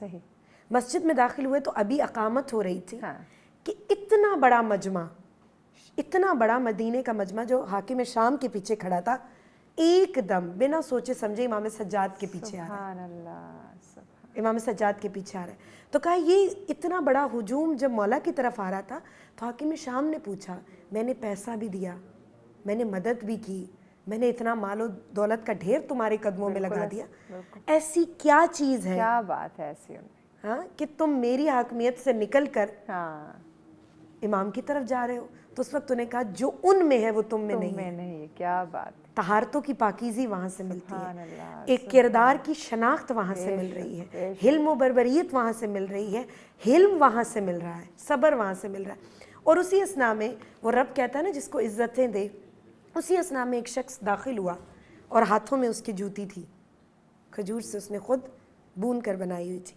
کہ جیسے ہی وہ اندر داخل ہوا تو حاکم شام بھی ہے، امام سجاد بھی ہے، نماز میں مشغول ہے، نماز تمام ہوئی، خطبہ دینے کا وقت آیا، وہ شخص جھکا مولا کی خدمت میں اور مولا کو جوتے پہنانے چاہے۔ جیسے ہی وہ کفش پہنا رہا تھا تو اسی وسع میں حاکم شام نے کہا کہ اس کے سامنے پیسوں کا ڈھیر لگا دو، اس کے سامنے پیسوں کا ڈھیر لگا۔ جیسے ہی پیسوں کا ڈھیر لگا وہ شخص مڑا حاکم شام کی طرف، اس نے کہا تم دولت دے سکتے ہو، دل کی طہارت نہیں دے سکتے ہو، قلب کی طہارت مجھے یہاں سے ملی ہے۔ امام سجاد نے مجھے ایسی دعا دی ہے جس کی بدولت میرا روزگار چلا ہے، میں اپنی اس عطا کی بدلے امام کی خدمت میں آج ہدیہ لے کر آیا۔ اور وہ جو اتنا انبار مولا کے سائڈ پہ لگا ہوا تھا پیسوں کا، جو پہنا رہا تھا جوتی، مولا نے وہ سب اس شخص پہ قربان کر دیا، کہ یہ دولت ہے، یہ عطا ہے۔ دنیا کی دولتوں سے امام کو کوئی سروکار نہیں تھا۔ اور واقعہ حرہ کی جہاں تک بات کی جائے، جہاں تک آپ نے بیان کیا، اس میں سب سے بہترین پہلو، آغا صاحب بھی اس پہ روشنی ڈالیں گے، کہ سب سے بہترین پہلو عبادت کا پہلو تھا۔ کیا بات ہے، کیا بات، آپ کسی کو بھی تلوار کے ذریعے دین کی طرف نہیں لا سکتے۔ آغا صاحب نے بہت بڑی بات کی کہ بینک بیلنس ہے، لوگ امیر بھی ہیں، مدد نہیں ہو سکتی۔ ہم چاہے جتنا کہہ لیں، احساس انسانیت جب تک ہماری نسلوں میں نہیں آئے گا ہم کسی کی مدد نہیں کر سکتے۔ ہم اپنے پیسے پہ تب تک بیٹھے رہیں گے جب تک ہمیں کسی کا درد محسوس نہیں ہوگا۔ یقیناً یقیناً۔ آغا صاحب آپ بھی واقعہ حرہ پہ روشنی ڈالیے۔ واقعہ حرہ میں عرض کروں کہ بہت دردناک 2-3 واقعات ہیں جن پہ گفتگو ہونی چاہیے، اور سب امام زین العابدین علیہ السلام کے دور میں ہوئے۔ ایک واقعہ حرہ ہے، ایک قیام توابین ہے، اور ایک قیام مختار ثقفی ہے۔ یہ تینوں چیزیں یہ امام کی زندگی میں رونما ہوئیں، اور امام کا کیا کردار تھا اور امام کا نقطہ نظر کیا تھا، اس پہ بڑی تفصیلی گفتگو کتابوں میں ہوئی ہے، مصنفین نے، تجزیہ نگاروں نے کی ہے۔ واقعہ حرہ جو ہے وہ یزید 61 ہجری، اس ملعون کی زندگی کے 3 سال ہیں جو خلافت میں گزرے ہیں۔ ٹھیک ہے۔ پہلے سال اس نے کربلا کا میدان سجایا اور اہل بیت کے ساتھ وہ ظلم کیا۔ دوسرا سال مدینۃ الرسول کو تاراج کیا اس نے جناب، اور تیسرا سال جو ہے مکہ مکرمہ پہ بیت اللہ شریف پہ منجنیکوں کے ساتھ حملہ آور ہوا، اور اسی وقت جب منجنیکیں چل رہی تھی تو اس وقت اس کو اجل کا فرشتہ آ گیا اور وہ موت کے منہ میں چلا گیا، اور کیا موت ہوئی اس کی، کیا دردناک بارہ۔ واقعہ حرہ یہ ہے کہ عبداللہ ابن حنظلہ غسیل الملائکہ، یہ بڑے بزرگوار صحابی، اور میں تفصیل میں نہیں جاتا چونکہ ٹائم اتنا نہیں ہے، لیکن انہوں نے باقی صحابہ کرام کے ساتھ مل کر ایک سلسلہ کیا کہ یزید نے یہ کیوں کیا سلسلہ، تو وہ ان کے ساتھ جو کچھ ہوا اس کے بعد یزید نے ایک لشکر بھیجا مسلم ابن عقبہ کے سربراہی میں۔ یہ بہت خونخوار، قاتل، ظالم اور درندہ صفت انسان تھا۔ مدینہ پہ بھی اور پھر مکہ بھی اسی کی سربراہی میں چڑھائی کی گئی۔ یہ جب مدینہ آیا اور اس نے اچھا یہاں میں ایک نقطہ وضاحت کر دوں۔ جی ضرور۔ اہل بیت اطہار کا کردار جو کربلا میں رہا تھا، جو امام حسین نے فرمایا تھا مثلی لا یبایع مثلا، بڑی سی بڑی قربانی دیں گے، ہم کسی ظالم جابر کے ہاتھ پہ بیعت نہیں کریں گے۔ اس لیے جب واقعہ حرہ کے لیے مسلم ابن عقبہ آیا، ان کی جرأت نہیں ہوئی کہ اہل بیت کے گھر کی طرف جائیں۔ انہیں امام زین العابدین علیہ السلام سے بیعت نہیں مانگی، اور انہیں پتہ تھا کہ بیعت مانگوں تو پھر اور ایک کربلا بپا ہوگا۔ میں یہاں تھوڑا سا آج کے دور کو ٹچ دوں گا۔ 2006 میں حزب اللہ نے جو مقاومت کی اور استقامت دکھائی اسرائیل اور امریکہ اور دنیا کی سپر پاورز کے مقابلے میں، اور ان کو شکست دی 33 روزہ جنگ میں، اب یہ جو جنگ شروع ہے حماس اور اسرائیل کی، اس میں حزب اللہ بھی انوالو ہے، لیکن بار بار امریکہ اور اسرائیل کہہ رہے ہیں خیال کرنا حزب اللہ کے ساتھ جنگ نہ چھیڑنا۔ وہ کیا بلا ہے اس کا، جو بائیڈن آیا نیتنیاہو کے پاس اور اس نے کہا ہے کہ حماس کے ساتھ لڑو، حزب اللہ کے ساتھ جنگ نہیں کرنا۔ تجربہ ہے کہ حزب اللہ نہ جھکنے والا ہے، نہ بکنے والا ہے، نہ پیچھے ہٹنے والا ہے، تم رسوا ہو جاؤ گے، ایک محاذ پہ حماس ایک محاذ پہ حزب اللہ۔ تو یزید کو پتہ تھا کہ مدینے میں مسلم ابن عقبہ کو بھیجا، اگر پھر اہل بیت سے بیعت مانگنے کی تم نے کوشش کی تو ایک اور کربلا بنانی پڑے گی، پہلے ہم رسوا ہو گئے اس کربلا کی وجہ سے۔ تو وہ گئے، انہوں نے مدینہ کو تاراج کیا، ان کو دکھ یہی یزید۔ تو وہ جو اشعار ہیں نا، تجزیہ بہت لمبا ہو جائے گا، اشعار ہیں لا عبد بنو ہاشم بالملک فلا خبر جا ولا وحی نزل۔ بنو ہاشم اس دنیا کے ساتھ ایک کھیل کھیلا ہے ان نے، نہ کوئی وحی آئی ہے، نہ کوئی رسول آیا ہے، کچھ بھی نہیں آیا، کوئی چیز نہیں آئی، یعنی وہ تو رسالت کا منکر تھا، بیت اللہ کا منکر تھا، مدینہ الرسول کا منکر تھا، رسالت کا منکر تھا، ہر برائی اس میں پائی جاتی تھی۔ افسوس ہے کہ آج بھی اسے بڑا پارسا ثابت کرنے کی بعض اس کے وکیل کوشش کر رہے ہیں۔ اب میں سمجھتا ہوں اپنے اندر کو پاک کرو، یزیدیت اندر سے نکالو، یہ نجاست نکالو۔ اس نے کیا کیا؟ اہل بیت پہ ظلم وار کیا، سب سے پہلے اہل بیت پہ۔ کیوں؟ کربلا میں اس لیے کہ وہ جانتے تھے کہ رسالت کے محافظ اہل بیت ہیں۔ دوسرا بار رسالت پہ کیا، مدینہ الرسول کو تاراج کیا۔ کیوں؟ وہ جانتے تھے کہ رسالت محافظ ہے اللہ کی توحید کی۔ اور آخری بار توحید بھی کیا، بیت اللہ شریف بھی کیا۔ تو یہ مسلم نے عقبہ کو بھیجا اور وہاں اتنا اس نے قتل عام کیا، کہتے ہیں کہ گلیوں میں صحابہ کرام کا اتنا قتل عام ہوا کہ گلیوں سے خون لوگوں کا جناب روضہ رسول تک پہنچا۔ اور اس نے اعلان کیا مصرف ابن عقبہ، تاریخ میں مشہور ہو گیا، مسلم نام تھا لیکن اس نے اتنا قتل عام کیا کہ مصرف مشہور ہو گیا، یعنی قتل و درندگی میں اسراف کرنے والا، اتنا زیادہ اس نے قتل عام کیا۔ اب وہی صحابہ کرام کا قاتل۔ یار یزید کے اس کردار کو ہی دیکھ لو کم از کم، چلو اہل بیت کے ساتھ آپ کی نہیں بنتی، آپ اس کردار کو دیکھو تھوڑا کہ اس نے مدینے میں کیا کیا، صحابہ کرام کا قتل عام کیا۔ مدینہ الرسول میں جو روضہ رسول ہے اور جو وہ احاطہ تھا، اس مسلم نے حکم دیا کہ تمام گھوڑے وہاں باندھے جائیں، اور جو عیاشی کرنی ہے 3 دن، مدینہ الرسول کو اپنے لشکر پہ 3 دن کے لیے حلال کر دیا۔ اگر سب ایک بریک لینی ہے، شارٹ بریک کے بعد اس واقعے کو ہم مکمل کرتے ہیں۔ ناظرین ہمارے ساتھ رہے گا، ملتے ہیں ایک شارٹ بریک کے بعد۔ ویلکم بیک ناظرین، آپ دیکھ رہے ہیں سچ سویرا۔ آج ہمارے بہت ہی اسپیشل ٹرانسمیشن، بہت ہی معزز ہستی کا ہم ذکر کر رہے ہیں، امام زین العابدین علیہ السلام کی آج ولادت کا دن ہے، تو انہی کی زندگی پہ آج گفتگو کا سلسلہ جاری ہے۔ آغا صاحب، واقعہ ہرا جو ہے وہ آپ بیان کر رہے تھے۔ جی، واقعہ ہرا پہ میں یہ کہہ رہا تھا کہ وہ مصرف آیا، وہ مسلم جسے کہتے ہیں، مصرف ہے خبیث، اس نے مدینہ کو 3 دن کے لیے اپنے لشکر پہ، اپنے افراد پہ حلال کر دیا۔ روضہ رسول میں گھوڑے باندھے گئے۔ ایک مسلم کے لیے کتنا دردناک مسئلہ تھا، ایک مسلمان کے لیے، آگے اس مقدس جگہ پہ گھوڑے باندھے جائیں۔ آج پوری دنیا کے مسلمان کروڑوں میں وہاں زیارت کے لیے جاتے ہیں اور وہاں سلام کرتے ہیں، لیکن انہوں نے وہاں گھوڑے باندھے اور مدینہ کو تاراج کیا۔ حتیٰ اس حد تک ہے، میں بڑے ادب میں گزروں گا کہ مدینہ وہ جو روضہ رسول ہے اس کے اندر، میں تاریخ کے واقعات ہیں میرے پاس، میں یہاں بیان نہیں کر سکتا، کچھ آداب کے تقاضے ہیں۔ آگے اس روضہ رسول کے اندر فسق و فجور ہوا، اندر فسق و فجور ہوا، اور مسلمان خواتین کو اس میں ظاہر ہے بڑے بڑے مقدس گھرانے بھی تھے، ان کو 3 دن کے لیے اپنے فوجیوں پہ حلال کر دیا۔ اور 1 سال بعد یا 9-10 ماہ بعد 10,000 ناجائز بچے پیدا ہوئے مدینے میں۔ میں تو پھر بہت سے اس سے نتیجے اخذ کرتا ہوں، آج جو دنیا میں یزیدیت پھیلی ہوئی ہے، کہاں بیج بویا گیا اور کیا ہوا، لیکن میں یہ کہتا ہوں آگے یہ یزیدیت ہے۔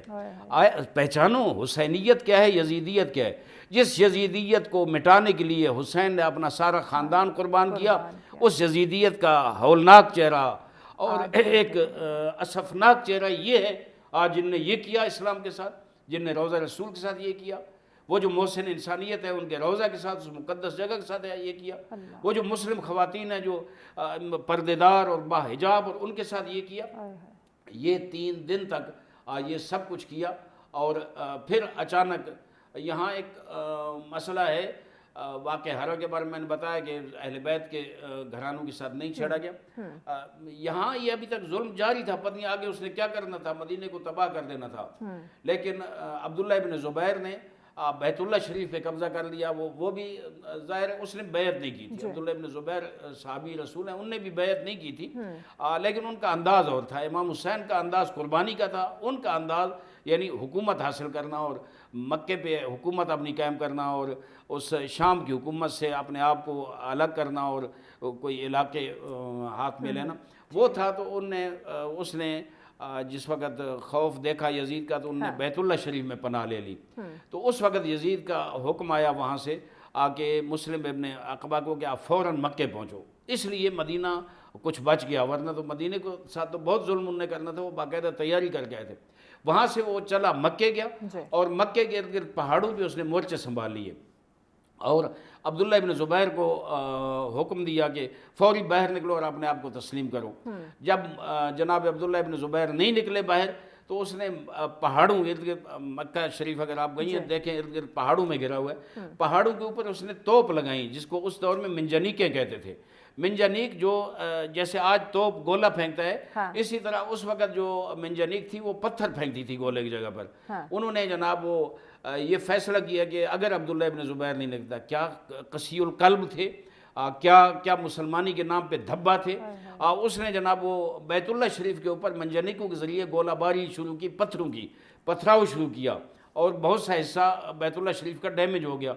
لیکن اسی وقت جب یہ اللہ کو پسند نہیں آیا، آخر ظلم کی ایک حد ہوتی ہے، کربلا پھر مدینہ پھر مکہ، ظلم کی ایک حد ہوتی ہے. یہاں جب پہنچا تو اللہ تعالیٰ نے وہ رسی کھینچی اور یہاں ہی مسلم ابن عقبہ کو خبر ملی کہ یزید واصل جہنم ہو گئے.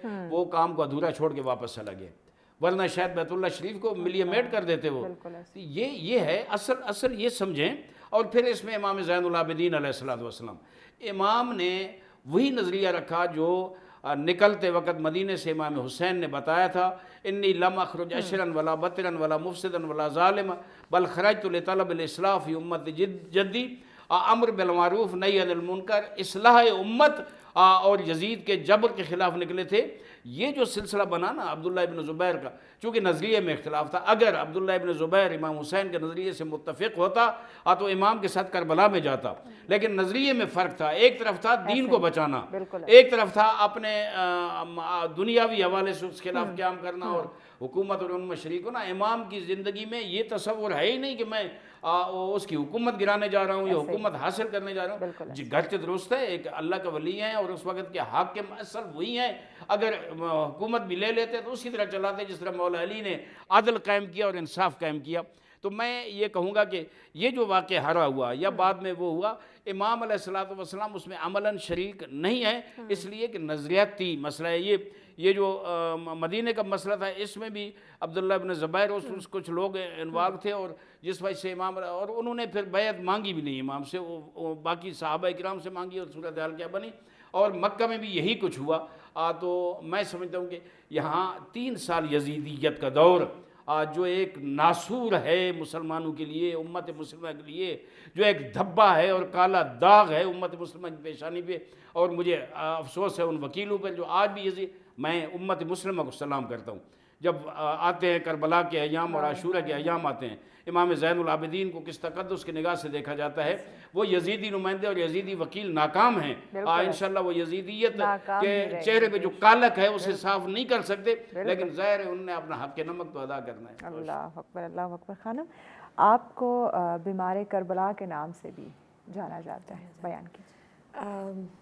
بڑا خوبصورت بیان آغا صاحب کا. پہلے تو واقعہ ہرا کا کہ کتنی محوش عجیب بات ہے نا یہ گفتگو جو ہم سب کر رہے ہیں کہ کربلا کے گزرنے کے بعد کوئی ایک ہماری نسلیں یہ پروگرام اگر دیکھیں تو وہ یہ سوال اٹھا سکتی ہیں کہ مولا نے کچھ کیوں نہیں کیا. میں کہتی ہوں مولا کرتے بھی کیوں کچھ، جنہوں نے سب کچھ لٹایا ہے اس کے بعد بھی دنیا کی یہ حالت ہے تو مولا کیوں وہ قدم اٹھاتے. دیکھیں آپ بات وہاں کرتے ہیں نا جہاں پہ کوئی اثر ہو. جب مولا چپ ہیں تو اس کا مطلب ہے کوئی اثر ہونے والا نہیں ہے. آج کبھی ہم اپنے دور پہ اور اپنے نگاہ پر ارد گرد کے معاشرے پہ نگاہ ڈالیں کہ ہم کیوں روتے ہیں کہ مولا یا خدا ہماری دعائیں نہیں سنتا، صرف اس لیے کیونکہ ہم نے اپنے حالات کو کبھی درست کرنے کی کوشش ہی نہیں کی.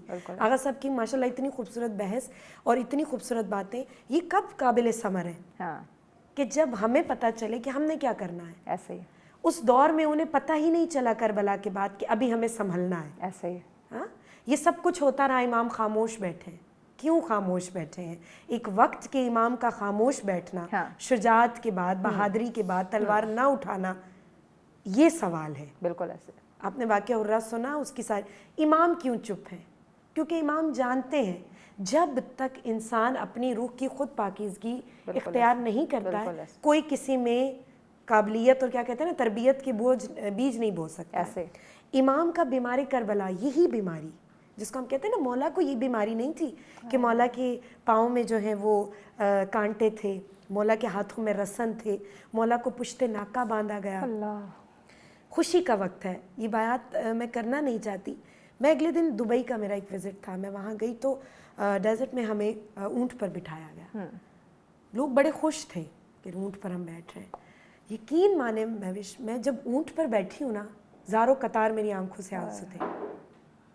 یہ اونٹ آج سجا بھی ہوا ہے، اس پر پالان بھی ہے، ہمیں بڑے آرام سے بٹھایا بھی جا رہا ہے، اور بٹھانے والا مجھے کہہ رہا تھا کہ آپ نے اتنا مضبوطی سے پکڑنا ہے کیونکہ جھٹکا لگتا ہے اٹھتے ہوئے اور بیک بون کا پین نکل جاتا ہے.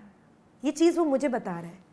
جب میں اونٹ پر بیٹھی اور جب اونٹ اٹھا تو مجھے وہ ٹائم یاد آیا کہ جب پالان نہیں تھے اور اونٹ پر کتنی بے دردی سے بٹھایا گیا مولا کو، اور مولا کو چھوڑے جناب سکینہ کو. اور واقعاً تعظیماً یہ جملہ نہیں کہنا چاہیے، کہا بہت ساری خواتین ایسی کہ جو حاملہ تھی اور ان کے بچے شہید ہوئے ان کے شکم میں. کتنا بڑا درد ہے. بیماری یہ نہیں ہوتی ظاہراً تکلیف، کبھی کبھی درد اتنا بڑھ جاتا ہے کہ آپ کو کتنی اذیتیں ہو رہی ہیں یہ انسان بھول جاتا ہے. ان ایام میں یہ ایام فاطمیہ بھی ہے نا، بی بی کو ایک تازیانہ لگا، تاریخ میں ہے، اور وہ تازیانہ لگنے پر مولا کائنات کہتے ہیں جب میں سیدہ کو غسل دے رہا تھا تو اس کا نشان باقی تھا. میں بی بی سے ایک سوال کرتی ہوں، بی بی آپ کو ایک تازیانہ لگا ہے؟ شام و کوفہ کے بازار میں سکینہ کو ہزاروں تازیانے لگتے تھے جب امام سجاد کے قدموں سے وہ کانٹے نکالتی تھی. شمر کا تازیانہ کھڑا رہتا تھا جب جناب سکینہ قدموں سے پشت ناکہ پہ امام سجاد کو باندھا جاتا تھا. تاریخ لکھتی ہے کہ بہن سے برداشت نہیں ہوتا تھا، کانٹا نکالتے ہوئے وہ شمر ملعون تازیانہ مارتا تھا. سیدہ کو ایک تازیانہ لگا اور میری سکینہ کو کتنے تازیانے امام سجاد دیکھتے رہتے تھے. درد سجاد کیا ہے؟ ظاہراً تکلیف نہیں ہے، ناموس کا بھرے بازار میں آنا. خدا را میں آج اپنی نوجوان نسلوں کو کہتی ہوں، لڑکیوں کو خاص کر کہتی ہوں، آپ نے ایک معاشرہ، آپ نے ایک نسل کی تربیت کرنی ہے. یہ معاشرہ آپ کے ہاتھوں میں ہے. بالکل ایسے. میں کہتی ہوں مردوں کی کوئی ذمہ داری نہیں ہے. مرد شادی کر کے خاتون کو لے جاتا ہے ضرور، لیکن اس کے بعد کی پرورش تربیت ایک خاتون کی آغوش میں ہے. ہماری بچیوں کو پاکیزہ ہونا چاہیے، ہمارے وجود کو پاکیزہ ہونا چاہیے تاکہ نسل پاکیزہ جنب لے سکے. بالکل ایسے ہی. بیمار کربلا کیوں کہا گیا؟ ایک بہت بڑا سوال ہے. بیماری تاریخ میں رقم ہے کہ مولا کو بیماری کوئی یہ نہیں تھی کہ وہ بخار میں تھے اور کربلا میں اپنا حصہ نہیں ڈال سکے. وہ علالت، وہ بیماری رب کی مصلحت تھی، کیونکہ امام سجاد کو ایک ایسے مشن میں شامل ہونا تھا جس مشن کو امام حسین بھی نہیں دیکھ سکتے تھے. جب آخری بار امام حسین خیمہ سجاد میں آئے ہیں اور بستر علالت پہ تھے امام سجاد، تو کہا بابا جان میں مدینہ سے بالکل ٹھیک آیا تھا، اللہ جانے یہ بخار کیسا ہے، اللہ جانے یہ تکلیف کیسی ہے. امام حسین نے رو کر کہا تھا اے میرے بچے، یہ بخار، یہ علالت اس وجہ سے نہیں ہے کہ شاید کربلا کا موسم تم پہ اثر کر گیا ہے، نہیں، یہ بیماری اس لیے ہے کہ سجاد کربلا میں تلوار لے کر نہ آئے بلکہ شام و کوفہ میں ایک بڑے مشن کے منتظر ہے. وہ مشن بہت خطرناک تھا. بیماری لوگ یہ کہتے ہیں مولا بیمار تھے، نہیں. بیماری یہ بھی نہیں ہے کہ مولا کو پشت ناکہ پہ باندھا گیا. بیماری یہ بھی نہیں ہے کہ مولا شام و کوفہ میں چلائے گئے. کی میل چلانا. آج ہم نجف سے کربلا جائیں نا، پروردگار ہمیں توفیق دے آج کے دن کے صدقے کہ ہمیں بھی کربلا کی زیارت نصیب ہو. آپ جب جاتے ہیں نا اور جب آپ مشی کر رہے ہوتے ہیں تو انسان فقط یہ سوچتا ہے کہ ہم کتنا تھک گئے، ہمارے پاؤں کتنے سوج گئے، لیکن ان بیویوں کو باندھ کر ایک ہی رسی میں چلایا گیا. سجاد کی یہ بیماری ہے جس کی وجہ سے مولا کو بیمار کربلا کہا گیا. اور سب سے بڑی چیز جو مولا کا جملہ میں آج ذکر کرنا چاہتی ہوں، پروردگار اس جملے کے صدقے میں سب کی دعاؤں پر قبولیت کی مہر لگائے. وہ جملہ یہ ہے کہ مولا کہتے ہیں مجھے کبھی ایک چیز نہیں بھولی، اور وہ ہے شام. ایک غیور وجود کا بھرے دربار میں اپنی بیٹیوں کو، اپنے بہنوں کو بنا چادر کے دیکھنا، اس سے بڑا کوئی درد نہیں ہے اگر انسان تھوڑی سی توجہ کرے. غیرت مند گھر کی آج کل غیرتیں ہی چلی گئی ہیں. یقین مانیں ہماری بچیاں کہاں جا رہی ہیں، ہم کہاں جا رہے ہیں، ان پروگرامز کا مقصد کیا ہے، خدا را آخری وقت کو سمجھیں. بالکل ایسے. ہمارے سر پہ اگر چادر نہیں ہے نا تو ہمارے بھائی آنکھ اٹھا کر نہیں چل سکتے. اللہ اکبر. بالکل ایسے. ہمارا معاشرہ پتہ نہیں کہاں جا رہا ہے. وہ آغا صاحب کی بات ہے کہ جب معاشرے میں شعور ہی نہیں آ رہا تو کسی چیز کا کوئی فائدہ نہیں ہے. مولا کو اگر بیمار کربلا کہا جا رہا ہے، مولا کو اگر ہم یہ کہتے ہیں ایام فاطمیہ غم علی ابن ابی طالب ہے، تو اس غم کو سمجھیں. غم تربیت انسانیت تھی، ہم میں تربیت کا ایک بھی پہلو نہیں ہے. اگر صاحب دربار یزید میں امام سجاد علیہ السلام نے ایک دل سوز خطبہ دیا تھا، بیان کیجیے. میں عرض کروں کہ یہاں میں سوچ رہا تھا کہ ایک سوال آتا ہے کہ واقعہ حرا میں یا بعد میں امام علیہ السلام نے جو کردار ادا کیا اور جو ان کے فریضہ بنتا تھا، مسئولیت اور ذمہ داری بنتی تھی، وہ کس طرح نبھائی. بعض لوگ جو کج ذہن لوگ ہیں، کج فکر لوگ ہیں، وہ میں نے پڑھا ہے تاریخ میں کہ جی امام واقعہ کربلا کے بعد امام اتنے گھبرائے ہوئے تھے کہ امام آگے آئے ہی نہیں. میں کہتا ہوں کہ امام علیہ السلام ایک شجاع انسان تھے. بزدل آدمی کو امامت مل ہی نہیں سکتی. بزدل دیکھیں امام کی شجاعت یہاں سے پتہ چلتی ہے کہ جس وقت، اور غیرت امام کیا تھی وہ بھی عاشورہ کے واقعات دیکھ لیں اور عاشورہ کے بعد امام کو دیکھ لیں. کہ شب عاشور جس وقت امام اندر تھے، بیمار تھے، تو اچانک آواز دی چچا عباس کو اور بلایا اندر اور کہا کہ چچا بہر جو میرے بابا کے اصحاب ہیں نا، وہ اصحاب کون تھے؟ نعوذ باللہ کوئی شرابی نہیں تھے، کوئی بد کردار نہیں تھے، وہ تہجد گزار تھے، قرآن کے قاری تھے، متقی اور پرہیزگار انسان، علی مولا کے ماننے والے اور مولا حسین کے پیروکار تھے. کہا ان کی آوازیں میری پھپھیوں کانوں پہ آ رہی ہیں، تو مجھے تکلیف ہو رہی ہے، میری غیرت برداشت نہیں کرتی. تو امام حضرت غازی عباس رو دیے، وہاں رو دیے کہ آج یہاں کا امتحان ہے، کل پتنی عصر عاشور کے بعد پتنی آپ کیا کریں گے. لیکن وہ پہنچے. میں یہاں یہ کہتا رہتا ہوں کہ اگر امام زید دیکھیں، جناب زینب سلام اللہ علیہ کا بھی اپنا کردار ہے، لیکن اس وقت امام وقت جن سے رہنمائی لے رہی تھی جناب زینب، پھوپھی تھیں، بڑی تھیں، لیکن امام وقت امام زین العابدین علیہ السلام تھے، اللہ کے نمائندے، رسول کے جانشین اور خلیفہ امام زین العابدین علیہ السلام تھے. ان سے رہنمائی، اور یہ قافلہ ان کی رہنمائی میں، ان کی سرداری میں، ان کی قیادت میں چل رہا تھا. جگہ جگہ پہ کیا رہنمائی کی، کیا کیا خطبے دیے، میں وہ بیان نہیں کر سکتا. جس وقت دربار یزید میں کتنا خوف و ہراس تھا. وہ امام جو اپنے بابا کو شہید ہوتے، اپنے جوان بھائی کو شہید ہوتے، اپنے چھوٹے بھائی کو شہید ہوتے، اپنا سب کچھ قربان کر کے وہاں تک پہنچے تھے. اگر ڈر ہوتا نا تو لب نہ کھولتے. اگر ڈر ہوتا تو ان ہتھکڑیوں اور ان توق جو زنجیروں میں جو بندھے ہوئے تھے آپ وہاں ہی جواب دے جاتے، لیکن نہیں، رستے میں ان زنجیروں کے باوجود خطبے دیتے رہے. ہر جگہ جناب وہ پیغام بابا کا پہنچاتے رہے. تو میں بڑی جرأت سے یہ کہتا ہوں، اگر امام زید العابدین علیہ السلام کی وہ قربانیاں اور وہ استقامت اور وہ ڈٹ جانا نہ ہوتا تو شاید کربلا مٹ گیا ہوتا، کربلا کا آج نام و نشان نہ ہوتا، ہمارے پاس کربلا کا پیغام نہ ہوتا، قربانیاں نہ ہوتی. یہ امام سجاد کی شجاعت ہے. ڈنکے کی چوٹ پہ وہ یہ سمجھتے تھے کہ میرا جو حق ہے، میں نے کربلا کو آگے لے کر، فکر کربلا کو لے کے آگے چلنا ہے. جب دربار یزید میں گیا، اس نے جو توہین کی جناب زینب سلام اللہ علیہ اور جناب امام سجاد نے جو وہ، تو ایک مرحلہ ایسا جشن ہو رہا تھا، قیدی سامنے کھڑے تھے. تو ایک مرحلہ ایسا آیا کہ وہ غرور میں اور تکبر میں یزید نے کہا کہ اب میں سید سجاد کو دعوت دیتا ہوں کہ آؤ ممبر کے اوپر جناب اور خطاب کرو. تو امام نے وہاں ہی کوشش کی خطاب کی. اس نے کہا نہیں، ممبر کے اوپر آؤ. مولا نے دیکھیں ایک طاغوت جو ایک بہت بڑی جنگ ظاہراً دنیاوی حوالے سے جیت چکا ہے، اس کا ایک روب ہے، اس کے عمراء، اس کے کمانڈر، اس کے وزراء، اس کے جو سفیر ہیں وہ آئے ہوئے ہیں اور وہ اس کی دھاک بیٹھی ہوئی ہے. وہاں امام سجاد کہتا ہے میں اس کو ممبر نہیں کہتا، یہ لکڑیاں چاند اکٹھی ہیں، لکڑیوں کا ڈھیر ہے جناب، میں اس کو ممبر نہیں کہتا. لیکن اس نے کہا کہ آپ یہاں آ جائیں، اسی کے اوپر جو سمجھتے ہیں آ جائیں. امام چلے گئے اور امام نے اللہ کی حمد و ثنا کی اور حضور اکرم کی جو مد تھی وہ کی. اور اس کے بعد امام شروع ہوئے جس وقت خطبہ دینے کہ میں کون ہوں اور یہ کون ہے. کیا خوبصورت ہے. انا ابن مکہ و منا، میں مکہ اور منا کا بیٹا ہوں، میں مروہ کا بیٹا ہوں، صفا کا بیٹا ہوں، میں حجاز کا فرزند ہوں، میں فلاں ہوں. اور پھر آخر میں رسول اکرم کا کہا کہ میں ان کا فرزند ہوں، علی کا فرزند ہوں. وہ جو فضائل بھی بیان کیے وہ کمال کے فضائل ہیں، اب اس میں پوری کئی مجلسیں بن سکتی ہیں. اور پھر کہا کہ میں اس کا فرزند ہوں جو کربلا میں پیاسا شہید ہو گیا، میں اس کا فرزند ہوں جو کربلا میں غربت میں مارا گیا. یہ بتایا. یہ دیکھیں وہاں اس اختناق میں، اس جبر میں، اس ظلم میں امام نے جس جرأت سے یہ کیا، یزید گھبرا گیا. جس وقت یہ جملے کہے نا تو دیکھا کھلبلی مچ گئی، یزید گھبرا گیا.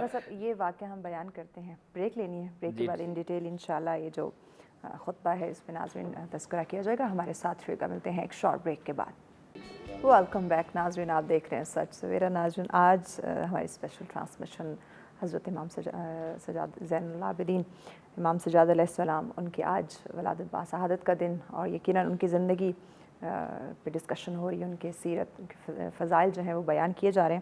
اگر صاحب دربار یزید میں امام نے جو خطبہ دیا، جو دل سوز خطبہ تھا، وہ آپ بیان کریں. میں مختصر کرتا ہوں کیونکہ ٹائم یہی کچھ ہے. بہت تفصیلی خطبہ ہے. امام نے وہاں یزیدیت کا کچا چٹھا کھول دیا، اس حد تک یزید کو رسوا کیا. صرف یزید کو نہیں، یزیدی فکر کو، یزیدی کردار کو رسوا کیا، اور مقابلے میں اہل بیت کے کردار کو پیش کیا جو اللہ نے عطا فرمائے ہیں، فضائل اہل بیت کو اور امام حسین علیہ السلام کو. وہ جب بیان کر رہے تھے تو لوگوں میں ایک کھلبلی اور بے چینی پیدا ہوئی. یہ مجھے تھوڑی سی جھلک اسی چیز کی نظر آتی ہے کوفہ میں، جس وقت جناب مسلم بن عقیل وہاں تھے اور ابن زیاد آ گیا تھا، اور بعد میں ایک پروگرام کیا اور مسلم کو موقع دیا کہ خطاب کریں. اس نے سمجھا تھا کہ میرے اس ظلم و جبر کی وجہ سے اب مسلم جو ہے وہ میری تعریف کرے گا. جناب مسلم بن عقیل نے وہاں امام حسین کے فضائل بیان شروع کیے تو وہ گھبرا گیا. اور کس طرح کی یہاں ہی ریئیکشن اسی طرح کا تھا لیکن انداز مختلف تھا. یزید نے وہاں ہی مؤذن کو بلایا اور کہا کہ جلدی اذان شروع کرو، چونکہ یہ تو ہاشمی جوان ہے، اس کی تو جو خطابت اور فصاحت و بلاغت ہے اس کے مقابلہ کوئی نہیں کر سکتا، یہ تو مجھے رسوا کر رہا ہے. تو اس نے آ کر شروع کی اذان. تو امام زین العابدین اذان کے احترام میں خاموش ہو گئے. اس نے اللہ اکبر کہا تو مولا نے جل جلالہ کہا. اس نے اشہد ان لا الہ الا اللہ کہا، مولا نے وحدہ لا شریک کہا. اس نے اشہد ان محمد رسول اللہ جب کہا تو صلی اللہ علیہ وآلہ وسلم پڑھ کے امام نے مخاطب کیا اس مؤذن کو، اے مؤذن جس کی رسالت کی تو شہادت دے رہا ہے میں تجھے اس کی قسم دیتا ہوں کہ تھوڑا خاموش ہو جا. وہ خاموش ہوا تو یزید طرح مخاطب ہوئے. یہ ہوتا ہے رسوا کرنا، یہ ہوتی ہے شہامت. لوگوں کو قتل کرنا صرف شجاعت نہیں ہوتی، شہامت نہیں ہوتی. کلمت و حق کلمہ جو ہے وہ دربار یزید میں اور دربار ظالم و جابر میں کہنا یہ سب سے بڑی شجاعت ہے، جرأت ہے. یزید کو مخاطب کر کہا کہ یزید اسی ہستی جس کی رسالت گواہی دی جا رہی ہے، اس کی قسم میں تجھ سے پوچھ رہا ہوں، اس پورے مجمع کو بتاؤ اپنے دربار میں، یہ جس کی رسالت گواہی دی جا رہی ہے یہ میرے نانا ہے یا تیرے نانا ہے؟ کمال. یہاں ہی رسوا کر دیا یزیدیت کو. وہ مجبور تھا، لوگ جانتے تھے. اس نے کہا یہ آپ کے نانا تھے. کہا اگر میرے نانا تھے، یہ میرے ساتھ جو مستورات ہیں، یہ جو قیدی ہیں، یہ جو معصوم بچے ہیں، یہ کیا اسی رسول کا خانوادہ ہے یا نہیں؟ تو وہ رسوا ہو گیا. اور میں یہاں کہوں گا بہت الذی کفر، وہ ملعون حیران اور مبہوت رہ گیا کہ یہاں کیا جواب دے. استدلال کے مقابلے میں، برہان کے مقابلے میں، دلیل کے مقابلے میں. کربلا دلیل کی جنگ تھی، کربلا نظریے کی جنگ تھی. وہ گھبرا گیا اور لوگ جو ہے وہ ایک قسم کا ایک سیلاب کی طرح امڈ آیا اور لوگوں میں شور شرابہ مچ گیا. جناب مولا کا خطاب یہاں ختم ہو گیا. لیکن وہ ایک اس نے بغاوت محسوس کی اور پچھلے دروازے سے وہ بھاگ کے چلا گیا. یہ ہوتی ہے شہامت, یہ ہوتی ہے شجاعت, یہ ہوتی ہے دلیری, اور یہ ہے امام نے جو کربلا کا حق ادا کیا ہے. اور جہاں بھی, اور واپس جب مدینے گئے اس وقت اگر دیکھیں بازار میں جاتے, کیا یزید کے سپاہی نہیں موجود تھے؟ ہر جگہ جاتے تھے, لیکن کسی بھی حیوان کو ذبح ہوتے ہوئے دیکھتے تھے تو پوچھتے تھے کہ اسے پانی پلایا یا نہیں پلایا. وہ کہتے مولا ہم انسان ہیں, ہم مسلمان ہیں, ہم پیاسا کیسے ذبح کر سکتے ہیں؟ اس وقت یاد کرتے کہ نواز رسول کربلا میں مسلمانوں کے ہاتھوں پیاسا شہید ہو گیا. یہ امام علیہ السلام نے جو مشن کربلا چلایا اپنے مختلف انداز میں, ہم یہ سمجھتے ہیں خراج تحسین پیش کرتے ہیں. اور میں امت کہوں گا کہ آئیں تعصبات سے بالاتر ہو کر, مسالے کی جو فرقہ بندی ہے اس سے بالاتر ہو کے اہل بیت کے کردار کو, جو رسالت کے جانشین ہیں اور جن نے پہنچایا دنیا میں اللہ کی توحید اور رسالت کو اور کربلا کے پیغام کو, ان کو پڑھیں, مطالعہ کریں, غور و فکر کریں, تجزیہ کریں, تحلیل کریں کہ اہل بیت کا کردار ہے کیا ہے اور مقابلے میں یزیدیت کا کردار کیا ہے. خوب, ماشاء اللہ. خانم ریتا بتائیے گا کہ کس عباسی حکمران کے دور میں آپ نے قید و بند اور مظلومیت کی زندگی گزاری؟ جس دور میں امام سجاد علیہ السلام پر ظلم و بربریت اور وہ تمام مظالم, عمر ابن سعد کا دور تھا کہ جس میں اس قدر مولا نے مصیبتیں گزاری. اور وہ کیا کہتے ہیں کہ ایک عجیب کردار ہے عمر ابن سعد کا بھی اور اس کی ظلم کا بھی, کہ سب جانتا ہے. اور کبھی آپ مختار ثقفی پہ ایک مووی بنی ہے, اس میں اس کا دکھایا گیا کہ جو کشمکش کا شکار تھا اور جو اہل بیت کے بہت قریب تھا, ان کی منزلت, ان کا رتبہ, ان کے کردار سے آگاہ تھا. عمر ابن زیاد کا یہ جو ایک کیا کہتے ہیں نا کردار جو کھل کر سامنے آیا, یہ اس کا ظلم اور اس کی جو اندر کی خرابی ہے. میں ہمیشہ یہی کہتی ہوں کہ آپ کبھی بھی, ضروری یہ نہیں ہوتا کہ بھئی وہ تو مولا کے بہت قریب تھا یا مولا کے بہت قریب اصحاب میں سے تھا, ایسا نہیں ہے. زیاد کے دربار میں مولا کے خطبے اور ابن زیاد کے دربار میں تمام, ابن زیاد کا دور تھا, عمر ابن سعد کا بھی دور تھا, اس میں بہت سارے ایسے مظالم ہوئے. یہ تمام تر ادوار کے جس میں مولا سجاد نے مشکلات کو برداشت کیا, اس میں ان حاکمین کی وجود پر بھی نگاہ کرنی چاہیے کہ وہ کتنے قریب تھے. آج اکثر کہتے ہیں کہ دشمنان اہل بیت کا نام عیاں نہ کریں کیونکہ اصحاب توہین ہو جاتی ہے یا ایسا کچھ. میں ایک کامن بات کرتی ہوں کہ کیا میرا صرف آپ کے ساتھ میوش رہنا یہ بہت اہم ہے یا میرا آپ کے ساتھ مخلص ہونا اہم ہے؟ دو چیزیں نا. میں آپ کے ساتھ ہوں یہ معیار نہیں رکھتا, میں آپ کے ساتھ کتنی مخلص ہوں, بالکل ایسے, ہاں وہ معیار رکھتا ہے. اگر میں محمد مصطفیٰ صلی اللہ علیہ وسلم کے ساتھ رہی ہوں تو مجھے ان کے خاندان کا احترام کرنا بھی مجھ پہ واجب ہے. بالکل ایسے. ایک اچھا دوست کون ہوتا ہے؟ جو مشکل وقت میں ساتھ دے. اور آپ یقین مانیں مشکل وقت میں رسول خدا کو سب چھوڑ کر گئے. ہم نہیں کہہ رہے, تاریخ کہتی ہے. بنی ثقیفہ کا واقعہ, سیدہ کے در پر لکڑیاں, کیا کوئی نہیں تھا کہ جو اس ظلم کو روکتا؟ ہسٹری بیان کرنا آسان ہے, مطلب یہ کہنا کہ کس دور میں ہوا, کس طرح, یہ کبھی سوچے انسان کہ یہ کیوں ہوا. بالکل ایسے. ہم بچوں کو نا صرف تاریخ پڑھاتے ہیں, ہم نے کبھی ان کے دماغ میں یہ نہیں ڈالا کہ کیوں ہو رہا ہے یہ سب کچھ. امام سجاد کے ساتھ چاہے عمر ابن زیاد تھا یا جو بھی تھا, سعد تھا, یہ جو بھی یزید تھا, جس کے حکم سے بھی ہوا, کیوں ہوا؟ یہ بہت بڑا سوال ہے. ہماری نسلیں, ہم اکثر کالجز میں بات کریں تو لوگ یہی سوال کرتے ہیں, بچے یہی سوال, کیوں ہوا؟ جب وہ ان کے ساتھ تھے تو ان کے ساتھ برا کیسے کر سکتے ہیں؟ ایسے ہی. تو میرا فقط ساتھ ہونا ضروری نہیں ہے, میرا مخلص ہونا بہت ضروری ہے. ان دور کے حاکم مخلص نہیں تھے, مال و دولت, فحش انگیزی, شراب, زنا, ان سب کی بری عادتوں میں اس قدر ہم کھو گئے تھے کہ نور کی پہچان ہمیں نہیں ہو سکی. آج کے دور میں بھی ایسے, وقت کا امام پردہ غیبت میں ہے, ہمیں پتہ ہے کہ امام آئیں گے, ٹھیک ہے, یہ بہت سارے اہل سنت کا بھی عقیدہ ہے کہ مولا آئیں گے, لیکن ہمیں پھر بھی نہیں ہے, ہم کہتے ہیں نہیں ہمارے لیے قرآن کافی ہے. مجھے اتنا بتائیے, جب ایک کتاب کا استاد ہی موجود نہ ہو تو قرآن آپ کے لیے کیا ہدایت کرے گا؟ بالکل, ٹائم چکے خانم شارٹ ہے اور ایسی ہستی کا ذکر ہے کہ یقیناً جتنا بیان کیا جائے کم ہے. اگر سب کچھ ہی منٹ سے ہمارے پاس ہیں, بتائیے گا کہ آپ کی شہادت کب, کہاں اور کیسے ہوئی؟ شہادت تو ظاہر ہے ان کی جو ہے وہ جو مشن تھا, جس انداز میں وہ چلا رہے تھے, میں یہ کہوں گا کہ 12 کے 12 امام سوائے آخری امام کے باقی سب امام شہید ہوئے۔ کیا ائمہ طاہرین حکومتوں کے لیے کیوں خطرہ تھے؟ کیا وجہ تھا؟ کیا وہ مسلح جد و جہد کر رہے تھے؟ کیا ان کے خلاف وہ تو ایک معاشرے کی تربیت، اصلاح معاشرہ، امر بالمعروف نہی عن المنکر، یہ الگ مسئلہ ہے کہ ائمہ طاہرین نے کبھی دستبرداری کا اعلان نہیں کیا کہ حق حکومت ہمارا نہیں ہے، جو امام ہے حق حکومت ہے ہی اسی کا۔ وَلَقَدْ كَتَبْنَا فِي الزَّبُورِ مِن بَعْدِ الذِّكْرِ أَنَّ الْأَرْضَ يَرِثُهَا عِبَادِيَ الصَّالِحُونَ، اللہ کے صالح بندے جو ہیں ان کا حق ہے۔ یزیدیوں کا کیا حق ہے؟ فسق و فجور میں ڈوبے ہوئے حکمرانوں کا کیا حق ہے؟ امام علیہ السلام کو زہر دیا گیا، امام علیہ السلام اس زہر کا پیالہ پی کر شہید ہوئے، اور بعد میں ان کی تدفین اور وہ سلسلہ۔ یہ میں 2 چیزیں عرض کر دوں۔ ایک تو یہ ہے کہ ہمارا یہ عقیدہ ہے کہ امام جو ہوتا ہے وہ تربیت اس کی یا تعلیم غیر معصوم ان کے استاد، آپ تاریخ میں نہیں دیکھ سکتی کہ 12 اماموں کے جو استاد ہیں وہ کوئی غیر معصوم ہو، نہیں، وہ اپنے والدین، وہ جو وارث ہیں جن کے انہی سے تربیت حاصل کی ہے، انہی سے تعلیم حاصل کی ہے، اور علم لدنی ہمارا وہ ہے کہ وہ ہے۔ اور آگے جو ان کا جنازہ ہے وہ بھی معصوم امام نے، ان کے جو جانشین ہیں وہی انہوں نے ہی پڑھانا ہے۔ امام محمد باقر علیہ السلام انہوں نے وہ کیا تدفین، تجہیز، تکفین اور وہ سلسلہ۔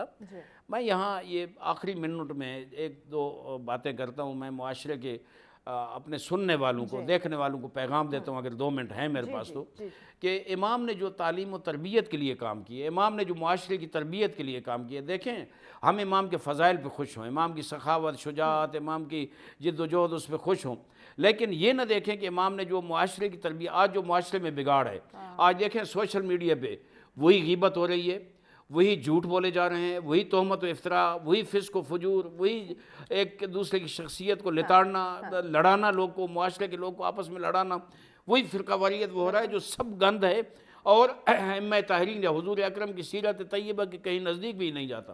امام علیہ السلام نے جو معاشرے میں انک لعلی خلق عظیم کے وارث ہیں، السلام علیکہ وارث محمد المصطفیٰ، وارث ہیں پاک مصطفیٰ کے، وارث ہیں علی مرتضیٰ کے، وارث ہیں جناب زہرا کے، وارث ہیں امام حسن اور امام حسین کے، ان نے جو کردار عملاً اپنایا، میں یہاں ایک جھلک تھوڑی سی بتانا چاہتا ہوں۔ آگے حج پہ جاتے تھے نا امام، حج پہ اب بھی جانا، وہ لوگ جاتے ہیں نا بڑے بڑے سرمایہ دار، میں ان کو پیغام دوں گا حج پہ اس طرح جاؤ جس طرح امام زین العابدین جاتے تھے، آج جاتے تھے، اور ایسے قافلے میں شامل ہوتے تھے جو قافلے والے ان کو جانتے نہیں ہیں، مدینہ کے باہر جا کر کھڑے ہو جاتے اور کہتے کہ ایسا قافلہ کہیں دور گاؤں سے آئے گا، میں اس ساتھ شامل ہو۔ ایک دفعہ شامل ہو گئے، ہمیشہ یہی ہوتا تھا، شامل ہو گئے، راستے میں ان کے برتن دھوتے رہے، ان کے کپڑے دھوتے رہے، ان کی صفائی کرتے رہے، ان کی خدمت کرتے رہے۔ اب وہ حیران کہ یہ کون درویش صفت آ گیا جو سارے کام ہمارے کر رہے ہیں جناب۔ امام تو ایک عظمتوں کے مالک، ایک ہدف تھا آگے میں اللہ کے حاجیوں کا جو اللہ کی عبادت کرنے جا رہے ہیں، میں ان کی خدمت کروں گا، اللہ میرے درجات اور بلند کرے گا۔ جب داخل ہوئے مکہ مکرمہ بیت اللہ شریف میں، اچانک انہوں نے کیا دیکھا کہ وہی درویش صفت جو سارے راستے ان کے کام کرتا رہا، اس سے کراتے رہے، اور لوگوں کا ایک ہجوم تھا جو ان کی طرف دوڑا، کوئی ہاتھ چوم رہا ہے، کوئی گلے لگا رہا ہے، کوئی ماتھے کو بوسہ دے رہا ہے۔ وہ حیران ہوئے کہ یہ کون ہے؟ تو انہوں نے کہا کہ یہ تو ہمارے امام زین العابدین ہیں۔ ان نے بھی وہ نام سنا ہوا تھا، دیکھا ہوا نہیں تھا، حیران ہوئے، پاؤں پہ گرے کہ مولا ہمیں معاف کر دیں۔ مولا نے فرمایا جان بوجھ کر آپ کے ساتھ شامل ہوا تاکہ آپ کی خدمت کروں، اللہ مجھے اجر دے، اللہ کے بندوں کی خدمت۔ یہاں سے ایک اصول آتا ہے کہ اللہ کے بندوں کی خدمت کرنا معاشرے میں، خواہ مسلمان ہو خواہ غیر مسلمان، اور کسی کی خدمت کرنا ائمہ طاہرین کی سیرت ہے، اور یہ خدمت انسانیت ہے، خدمت خلق ہے جسے اللہ پسند کرتا ہے۔ ایک اور میں عرض کروں، اپنی زبان پہ کنٹرول۔ میں آج دیکھتا ہوں کہ ملازم رکھے ہوئے ہیں جناب، گالیاں دے رہے ہیں جناب کہ الو کا پٹھا فلان جناب، جب پوچھتے ہیں یار گالی کیوں دیتے ہو، کہتے ہیں نہیں یہ ہے ہی ایسا، وہ ایسا ہو تو نے اپنی زبان گندی کرنی ہے جناب۔ وہ امام علیہ السلام ایک دفعہ مدینہ سے چلے پیدل، ایک ساتھی کو ساتھ لیا، کہا کہ وہ ظاہر ہے کوئی ہوگا معاشرے میں کوئی ان کا دوست ہوگا، وہ چلے حج کے لیے پیدل، اس نے کہا میرا غلام بھی ساتھ جائے گا، راستے میں کوئی خدمت کرے گا۔ امام نے پہلے کہا نہیں، لیکن اس نے کہا کہ نہیں میرے ساتھ جائے گا۔ وہ چلے، راستے میں جا رہے ہیں تو وہ ظاہر کمزور سا آدمی تھا، پتہ نہیں پوری روٹی بھی اسے دیتا تھا یا نہیں، وہ بیچارہ پیچھے رہ جاتا تھا چلتے چلتے جناب۔ ایک دفعہ اس نے مڑ کر دیکھا اور کہا او حرام زادے آج جلدی آؤ۔ امام رک گئے، امام نے فرمایا یہ لفظ آپ نے کیوں کہا؟ تو حج کے لیے جا رہا ہے؟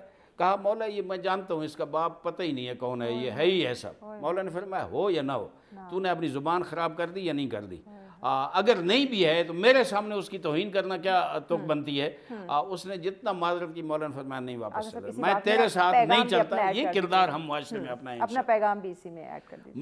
میں آخری پیغام یہی دوں گا، آئیں ائمہ طاہرین کے ساتھ اگر محبت ہے، اگر ائمہ کے فضائل کے ہم قائل ہیں، ان کی عظمت کے قائل ہیں، ان سے عشق رکھتے ہیں، محبت رکھتے ہیں، مودت رکھتے ہیں، آئیں ان کے کردار کو عملی طور پر اپنے کردار میں رہیں اور معاشرے میں پھیلائیں، تاکہ معاشرے کی اصلاح اور یہ گندگیاں جو سوشل میڈیا پہ چل رہی ہیں، شیئر اور کاپی پیسٹ اور یہ، اس کو بند کریں اور سوچ کر کریں، کہیں غیبت کے زمرے میں نہ آئے، جھوٹ اور تہمت کے زمرے میں نہ آئے۔ کیا خوب کہا خانم، بتائیے گا آپ پیغام دیجیے گا، کیا کہتی ہیں آخری کہ آپ پیغام آج مولا کی، چونکہ ولادت باسعادت ہے، مولا کی سیرت ایسی ہے کہ جس میں غم کا عنصر بہت زیادہ ہے، تو اس لیے غم پہ بہت بات ہوگی، لیکن کوشش کریں ناظرین امام سجاد سے خوش ہو کر بھی مانگیں۔ کبھی کبھی ایسا بھی ہوتا ہے آپ کا ہنس کر مسکرا کر مانگنا ان ہستیوں کو بہت پسند آتا ہے، تو اپنی بہت خوبصورت دن کو اور اس خوبصورت دن کا آغاز جیسے مولا کی طرف سے ہوا ہے اور مولا کے نام سے ہوا ہے، دعا کریں کہ ان کی سیرت ہمارے لیے باعث نجات بھی بنے اور باعث ہدایت بھی۔ اور ایک چیز عرض کرنا چاہوں گی مہوش کہ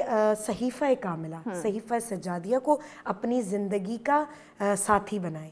آپ کہتے ہیں، لوگ کہتے ہیں بکس پڑھنے کے لیے ہمیں بتائیں کون سی بک پڑھیں، ناول سے ان چیزوں سے ہٹ کر امام سجاد کا ناول بھی پڑھیں کہ مولا اپنی زبانی ان مناجات کو کیسے لکھ رہے ہیں، اور اتنا سرور آتا ہے مہوش، جتنے آج کل کے دور میں غم ہے اور جتنا انسان پریشان ہے، ڈپریشن کا شکار ہے، مناجات میں ایک عجیب میجک ہے، آپ اتنا پریشانی سے نکل آتے ہیں۔ بالکل ایسے، اور مناجات بہت خوبصورت طاقت ہے۔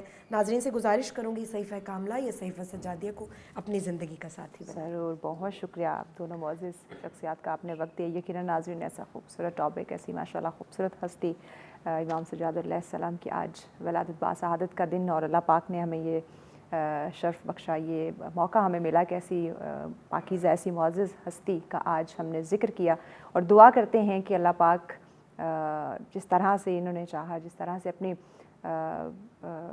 پورے اسلام کو بچانے کے لیے جو ایک تحریک چلی، آج اللہ پاک ہمیں ان تمام تر ان کے کردار جو ہم پڑھتے ہیں، جو فضائل پڑھتے ہیں، جو ان کی سیرت کا مطالعہ کرتے ہیں، اس پہ عمل کرنے کی توفیق عطا فرمائے۔ آمین الہی آمین۔ اسی کے ساتھ اجازت دیجیے، اللہ کے بعد۔